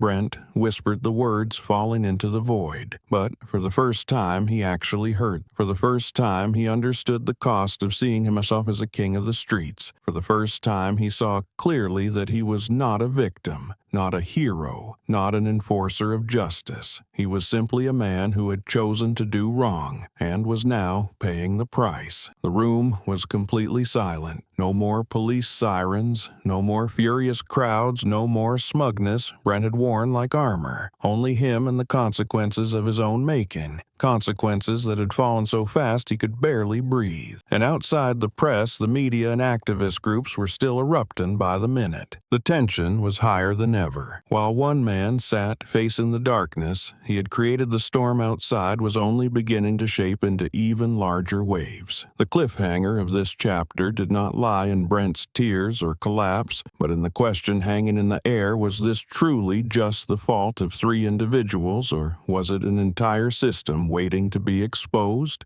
The military trial was held in the large chamber of the command headquarters, where the gray walls carried the weight of hundreds of hearings that had decided the fate of countless officers. The atmosphere inside was not loud, not chaotic like the civilian courtrooms the media often portrayed. It was a frightening kind of silence, the kind that carried the authority of military discipline, where every act of misconduct was dissected with the cold precision of battlefield law.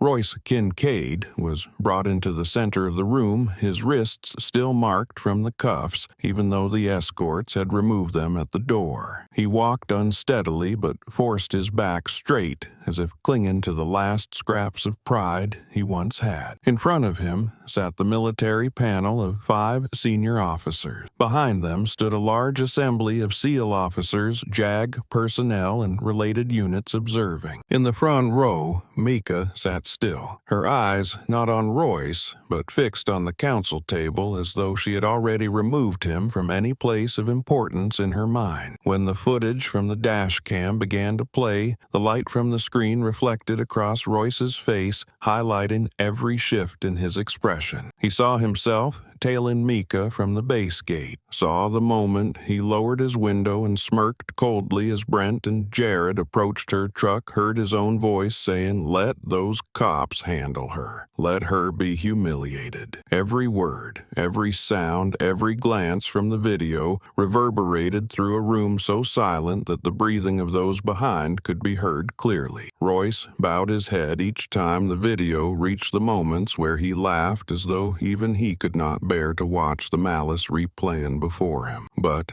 there was no way to erase it from the screen, no way to erase it from reality. More evidence followed: call logs, vehicle tracking data, audio recordings from his phone, along with statements from witnesses. The JAG investigators presented each piece cleanly and sharply, revealing no emotion, yet every word they uttered struck like a hammer to Royce's remaining resolve. When the final piece of evidence was shown, the room sank back into silence. Royce knew there was nowhere left to cling. He stood, his hands slightly trembling, his voice rough as he tried to gather himself. "She stole my position." Royce burst out his voice, a mix of anger and desperation. "I just wanted her to be taught a lesson." The officers on the panel exchanged brief glances as though they were listening not only to his words but to the truth beneath them. Royce pushed on, his voice growing louder, yet the louder it grew, the more meaningless it became. "I wasn't trying to kill anyone. I just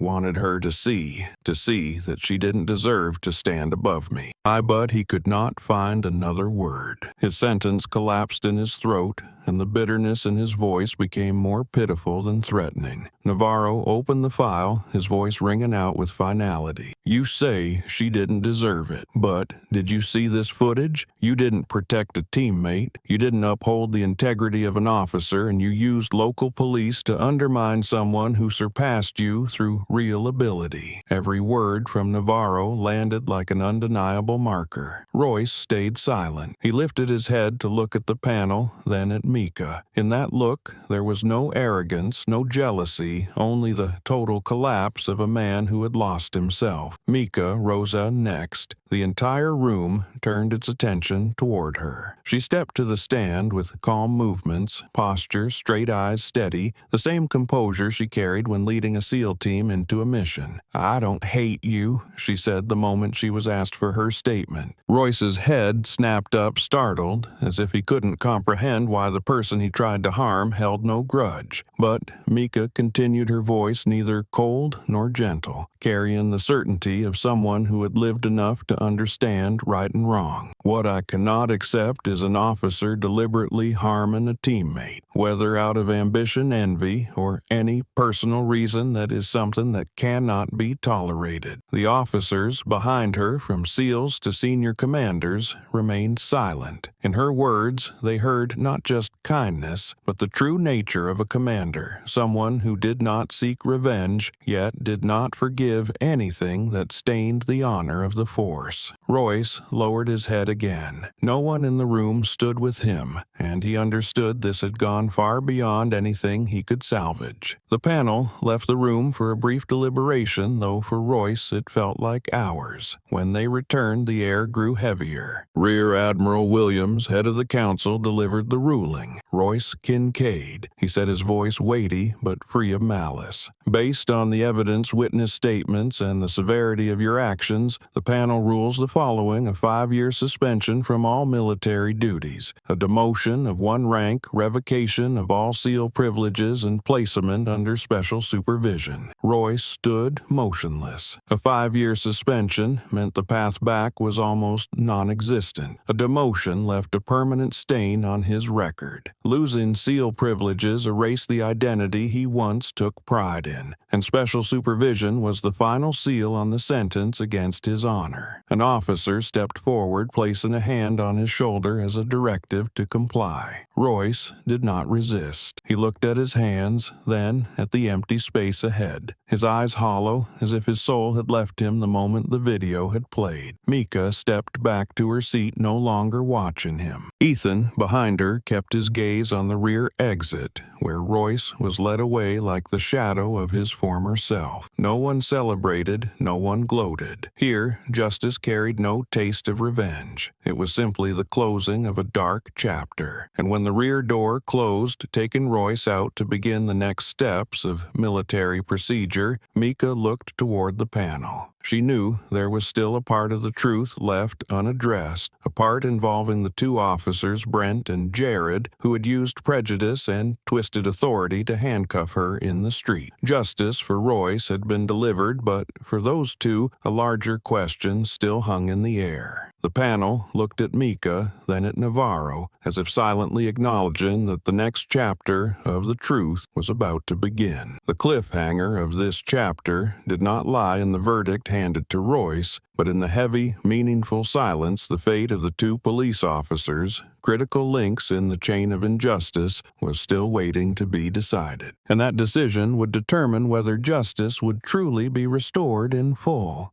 The FBI press briefing room that morning was packed, the lights from the cameras shining on the large announcement board set at the center of the stage. The figures in the report made the entire room fall into a stunned hush, even as camera shutters kept flashing. The chief agent of the federal office stood at the podium, one hand on a thick stack of documents, his voice firm but unable to hide a trace of disappointment. After an internal investigation and cross-checking the data obtained from body cams, phones, patrol logs, and related testimonies, he declared, "We confirm that Brent Carlson and Jared Hunt committed a total of 12 serious abuses of authority over the past 3 years, including 4 instances of threatening to discharge their weapons at unarmed civilians." Murmurs rose along with a few sharp exhales from the back row. That number did more than expose the truth. It confirmed what the public had long suspected: the two men who once stood before the media as representatives of justice were in fact decaying fragments within the very system they were entrusted to protect. A reporter stood and called out how many previous victim reports were dismissed or marked for internal handling. The chief agent glanced at the file, then looked straight into the camera. At least 8 cases were pushed out of the judicial process. His words made several people jolt. A few journalists bent over their laptops, sending breaking news straight to the front pages of major outlets. A small map appeared on the display screen behind him, listing locations, timelines, and brief descriptions of each case. Among them were faces of individuals once detained without cause, searched illegally, or forced to stand before Brent or Jared with no one to protect them.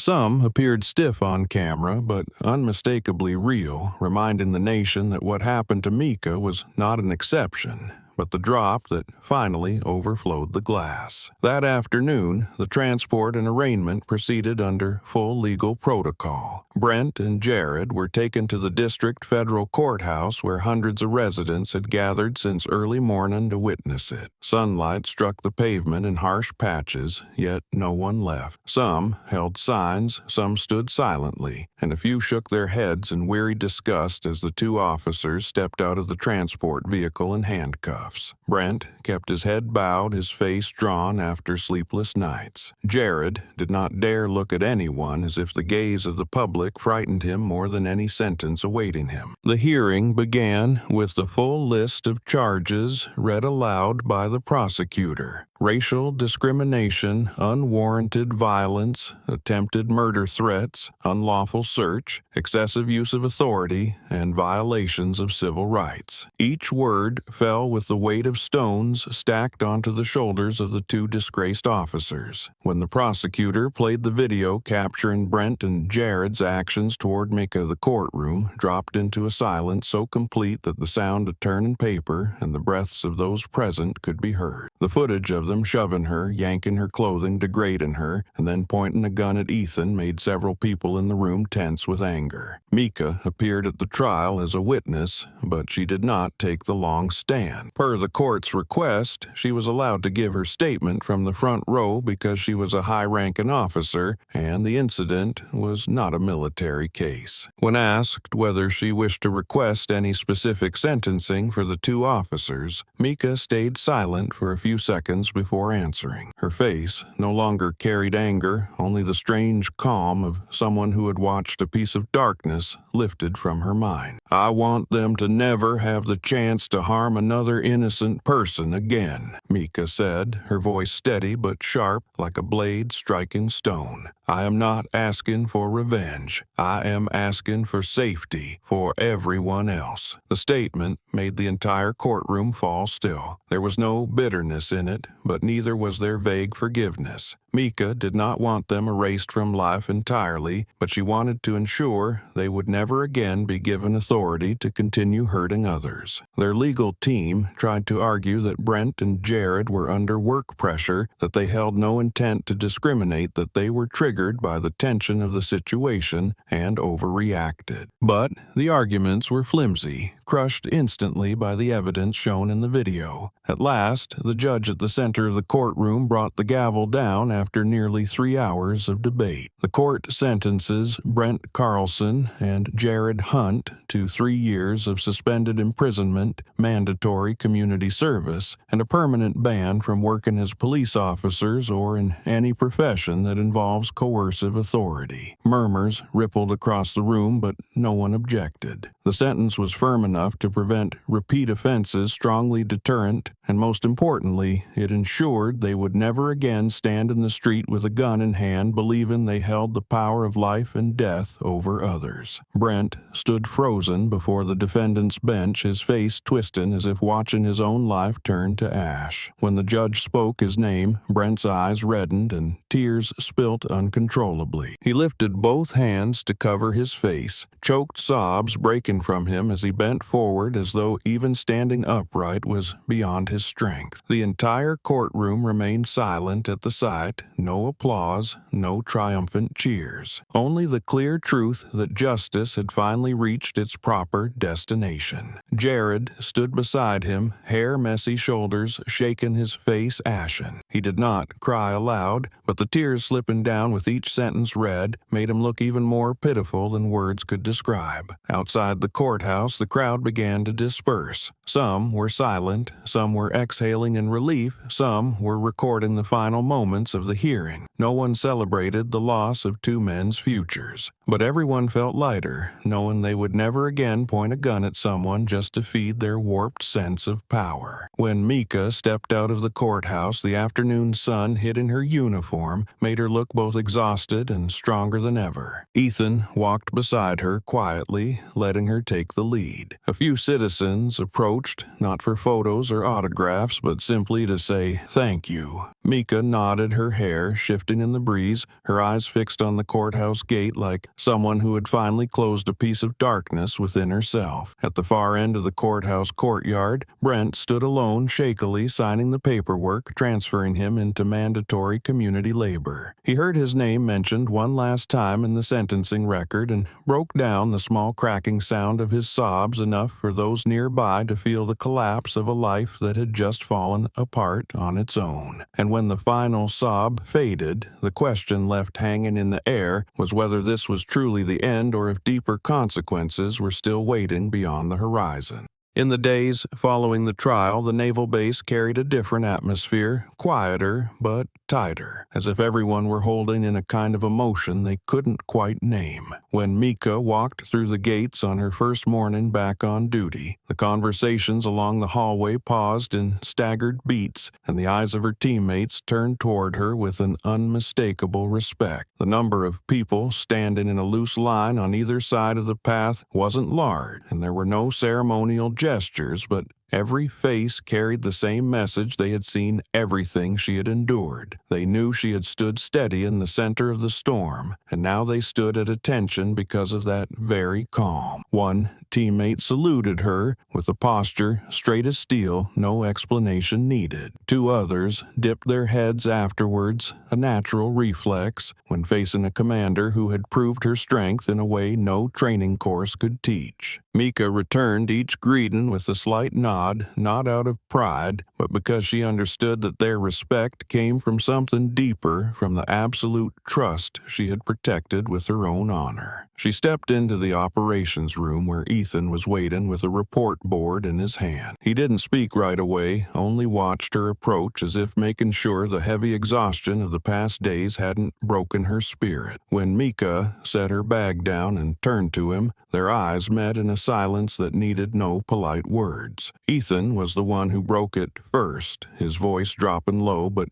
carrying a sincerity rarely shown by an officer who usually kept his distance. "You're strong, Commander. he said. No smile, no attempt to hide the admiration in his eyes. I'm proud of you. Mika tilted her head slightly, her lips lifted into a small curve. Not out of self-satisfaction, but because his words touched the very place she had been keeping guarded through the long days of tension. We still have a lot to do, she replied, her tone steady but softened. Ethan nodded once like someone who understood that for Mika, returning to normal duty was the only way to seal off the chaos of the weeks behind them. That afternoon, finishing work a little early, Mika left the base and drove back to the small town where her mother and younger brother still lived in the modest house at the end of a tree-shaded street. As soon as her car stopped at the gate, the front door swung open. Grace rushed out, arms spread wide as if she meant to embrace the whole road. She pulled her daughter into a tight hold, squeezing until their breaths blended. My girl, she whispered, her voice trembling with both relief and fear. I thought. She let the sentence trail off, but Mika understood. A mother's fear was something she never wanted to name out loud, even though it still shimmered in the tears at the corners of Grace's eyes. Grace pulled her into the house where the warm smell of food drifted through the kitchen, and the old wooden table had been cleared waiting for a reunion dinner. Caleb appeared by the kitchen doorway a little taller than the last time she saw him, but his eyes were still round bright and so clearly proud that Mika had to stop and look at him for a long moment. Sis, Caleb said, then paused, as if he didn't know what word could possibly fit, but his eyes said everything. Mika bent down, placing a hand on his head, feeling his soft hair slide through her palm. I'm all right, she said, as if reassuring both him and her own heart. Dinner that night was filled with questions, small bursts of laughter, and gentle pockets of silence, moments when the three of them simply looked at one another as if confirming that everything really had passed. But when night set, Dee and Mika stepped into her old room, set her backpack on the desk, and sat on the bed, that sense of peace began to crack into smaller pieces. The warm light cast over her wrist where the faint red mark of the cuff still lingered like an etched symbol. Mika touched the mark lightly. It no longer hurt, but the memory of metal tightening around her skin, the click of the lock, the dusty smell of the street, and Brent's laughter as he snapped the cuffs closed, surged back like a wave. She closed her eyes, drawing in a deep breath, but the images didn't disappear. They sharpened beneath her eyelids like slow-motion clips. Each frame repeating her jacket, yanked from her shoulder the cold insults Brent's gun pointed at Ethan. The eyes of the crowd looking at her as if she were a criminal. The helplessness of being treated like someone who had no right to say a single word. Even though she was a commander, even though she had been cleared, even though the truth had come to light, Mika knew some images did not fade easily. She stared at her hands until the room's light blurred at the edges. That red cuff mark was not just a physical trace. It was the mark of humiliation people like her had carried their whole lives, being doubted, being dismissed, being treated as if they did not belong to the very country they were serving. She stood and moved toward the door to get a breath of air, but as her fingers touched the doorknob, a soft knocking sounded from the front door. 3 taps, hesitant but firm. Mika froze. No one should be visiting at this hour. Grace and Caleb were already asleep. The living room light was still on, casting a narrow strip of gold toward the entryway. Mika walked toward it, each step slow, her heartbeat tightening by a beat. She opened the door. Outside stood a man under the porch light, his shadow stretched long across the concrete. His face wasn't fully visible in the dim glow, but his posture, slightly drawn and hands clasped together, showed uncertainty or perhaps regret. Mika said nothing, standing straight, hands still on the doorframe as a natural form of caution for someone who had lived through too many unpredictable moments. For an instant, the man lifted his head, and Mika recognized him. The cliffhanger stops there, the man standing at her door. The man she never imagined would appear here was looking at her with eyes not of hatred, but of something urgent, tangled and desperate. It was Brent Carlson.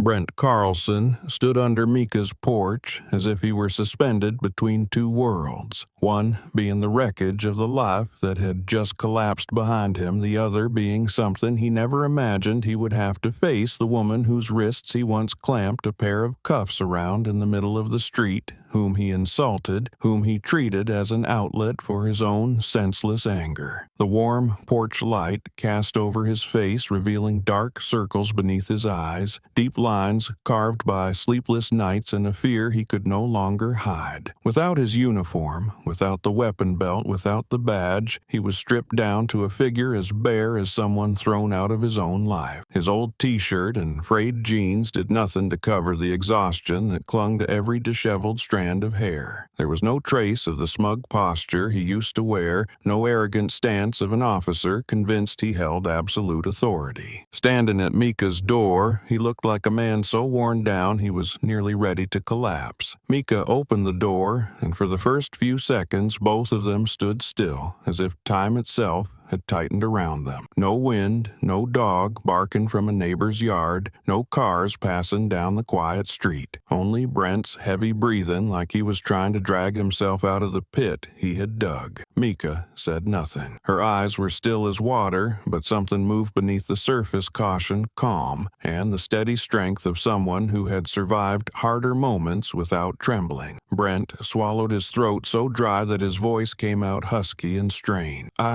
I want to talk, he said, the words dropping heavily into the space between them. If you'll let me. The simple sentence sounded like it came from a man who had walked for hours in cold rain, searching for a door that might still open. Mika stood there, hand still on the doorframe, neither stepping forward nor stepping back. She looked at him not with the eyes of a victim facing the man who had harmed her, but with the eyes of someone who had lived enough to know the difference between real danger and a conversation she could control. After a few seconds of silence, Mika stepped fully onto the porch, slow but decisive. She closed the door behind her as if choosing to keep this conversation away from the people sleeping peacefully inside. The thin moonlight above cast a pale line along her hair, making her face stand out against the gentle darkness. What do you need? Mika asked, her voice neither sharp nor soft. It carried the quiet steadiness of someone who had learned how to stay upright in any storm. Brent lowered his head the moment he heard the question. It wasn't the bow of someone performing contrition, but of someone too drained to look into the eyes he had once tried to degrade. His shoulders trembled. His hands locked together as if he were trying to hold on to the last remnants of his dignity. When he finally spoke, his voice no longer resembled that of the officer who had shouted insults at her in the parking lot, but that of a man standing at the edge of a cliff, shaken as he searched for the strength to speak the truth he had buried for days. I'm sorry. Brent said, the words sounding as if they were dragging a heavy weight out of his chest and dropping it onto the ground. From the bottom of my heart, I was wrong. Mika didn't answer right away. She didn't frown, didn't look away, didn't show pity. She simply stood there, her eyes calm to a degree that left Brent unsure of what to say next. Her silence made his apology feel painfully small compared to everything that had happened. He lowered his head further, as if trying to anchor himself to the ground to keep from collapsing. He wasn't hoping for forgiveness. He knew he didn't deserve it. But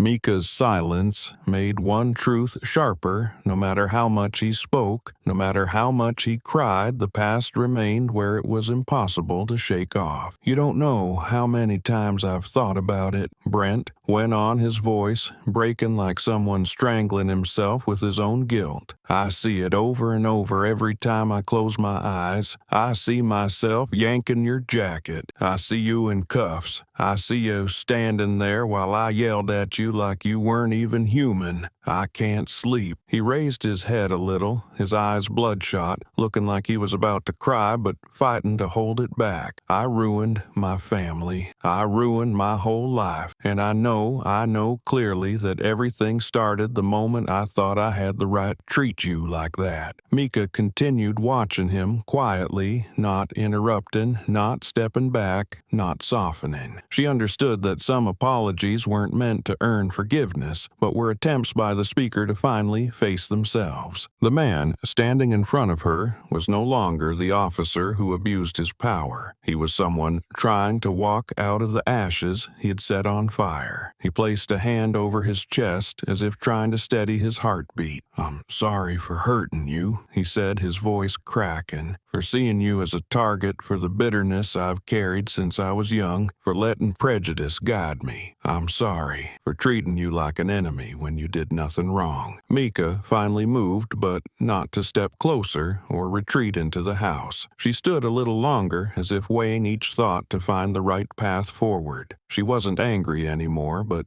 pain wasn't something that vanished in a few nights. She knew that. And Brent, no matter how deeply he apologized, could never erase the memory of standing handcuffed in the street surrounded by mock and laughter. The night breeze slipped through the trees carrying the scent of damp earth. The porch light washed over them both, and in that stillness everything narrowed to one point. Mika's eyes as she looked at Brent, not furious, not triumphant, and not ready to forgive, only silence. A silence so heavy Brent had to clench his hands to keep from swaying. He had no idea what that silence meant, but for Mika, it was the only answer she could give right now to let his words settle, to feel for herself what part of his apology was real and what part was simply the collapse of a man. The moment stops here, Mika standing in silence. Brent not knowing what he is about to hear. Forgiveness, rejection, or something far more unpredictable than either. The small yard in front of the porch lay under a soft wash of warm light stretching into a quiet circle in the night. Mika stood facing Brent, and the man who once screamed in her face now seemed to shrink under her gaze. He no longer avoided her eyes, yet he didn't have the strength to meet them for long. The apology he had spoken moments earlier still hung in the air, slowing both their breaths. Brent wiped the bridge of his nose,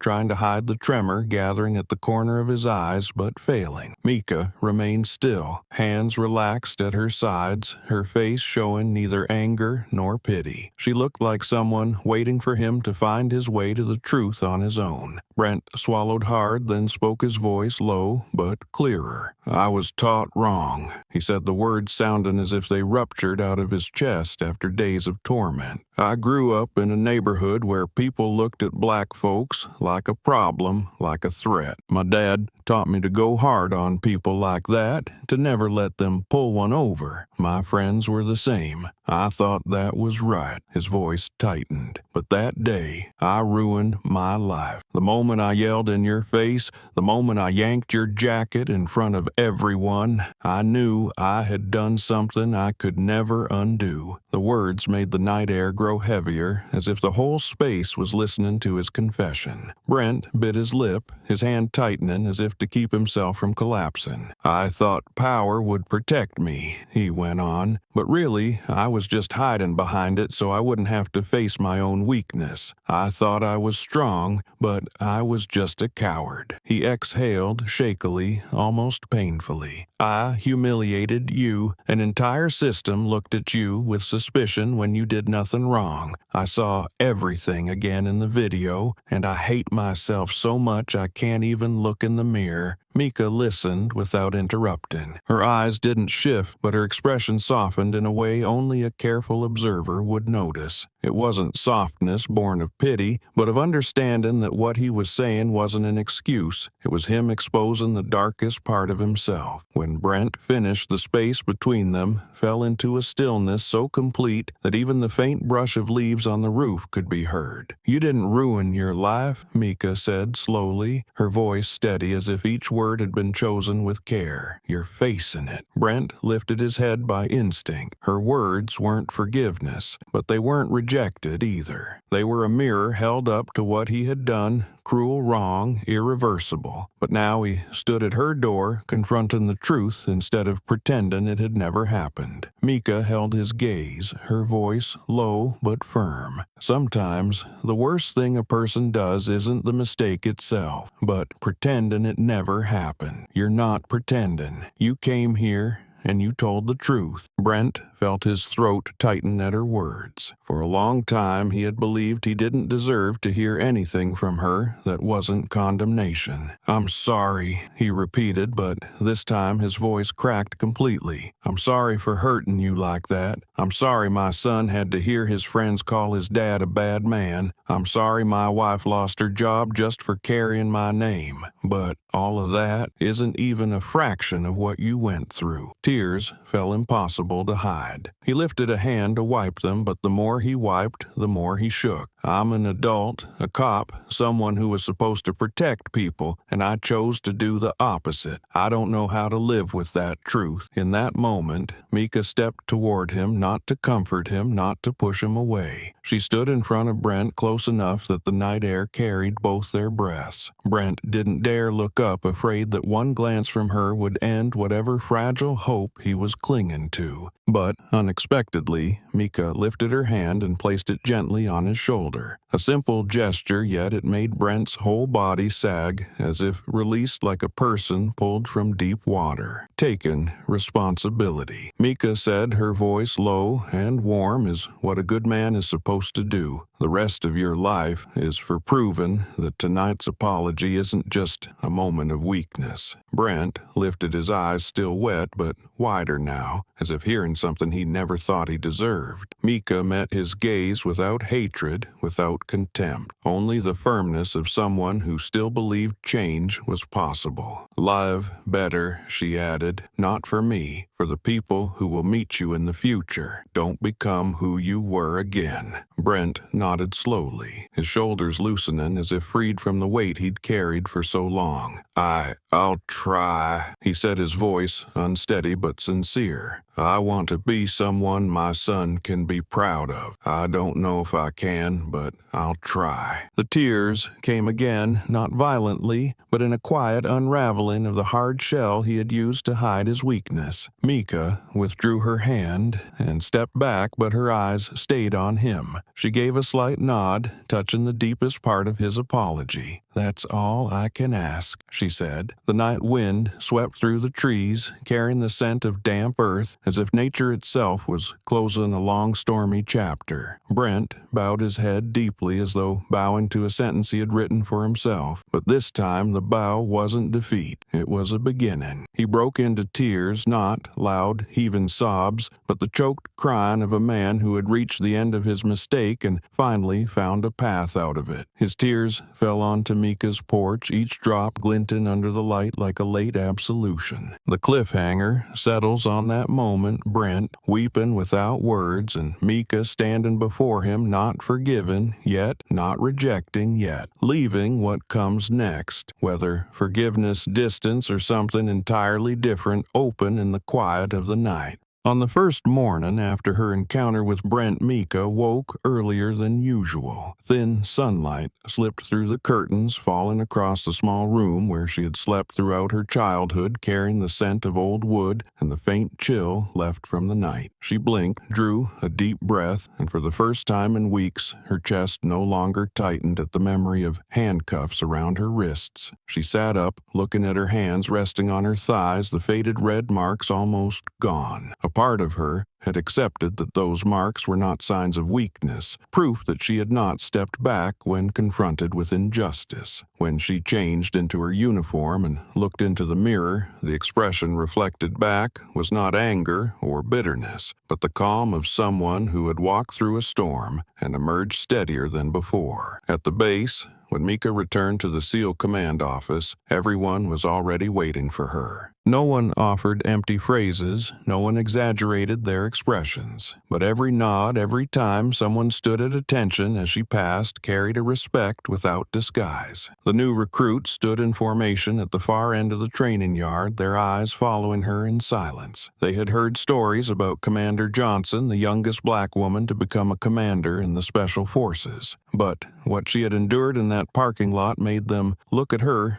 in a completely different way. Not as an idol, not as a legend, but as someone real, someone who had endured a humiliation most of them only knew from news report. Mika stepped onto the briefing platform and Ethan handed her a new mission file. "The unit is waiting for your orders," he said, his voice low and steady. And Mika understood one thing clearly. Even with wounds that still lingered, she stood firm for those who depended on her leadership. A new mission awaited, and she was ready to lead her team forward. While Mika returned to her work, Royce Kincaid spent his days sinking into the shadows of his own making. After the military tribunal, he was ordered to undergo a mandatory psychological evaluation, something he initially resisted, but eventually found himself visiting the treatment center more often than required. The sessions stretched for hours, forcing him to confront years of jealousy, the bitterness shaped by warped expectations, and the fear of failure he had never dared acknowledge. No one told him to apologize to Mika, but after 3 weeks of therapy, he wrote his first letter. The handwriting was shaky and uneven, but every sentence held a truth he had never voiced. "I let envy guide me," he wrote. "I thought the title was everything. I let myself become the kind of man my father always warned me not to be." Royce sent the letter to the base without expecting a reply. And although Mika didn't answer, she opened it, read it from beginning to end, and placed it in her desk drawer, not as an act of immediate forgiveness, but to acknowledge that even those who fall the hardest can still find their way back to remorse. As for Brent, his life changed completely. Each morning he put on an orange work vest and cleaned trash along the streets he once patrolled. Residents looked at him with mixed expressions, some disdainful, some cold, and some with a kind of curious, tentative hope. He didn't react to any of the looks, only kept his head down and worked. After community service, he attended mandatory anti-racism courses, and for the first time he listened instead of denying. The stories told by people who had been mistreated because of their skin color made him step back, seeing pieces of himself in the officers they feared. One day he was invited to speak at a high school as part of a community rehabilitation program. The students watched him with curiosity, a few even wary, because they knew he had been the central figure in a public scandal. Brent stood before the class, gripping the microphone like a man about to confess every mistake he had ever made. "Don't become who I used to be," he said, his voice low and ashamed. "I thought I had the right to decide who deserved respect, and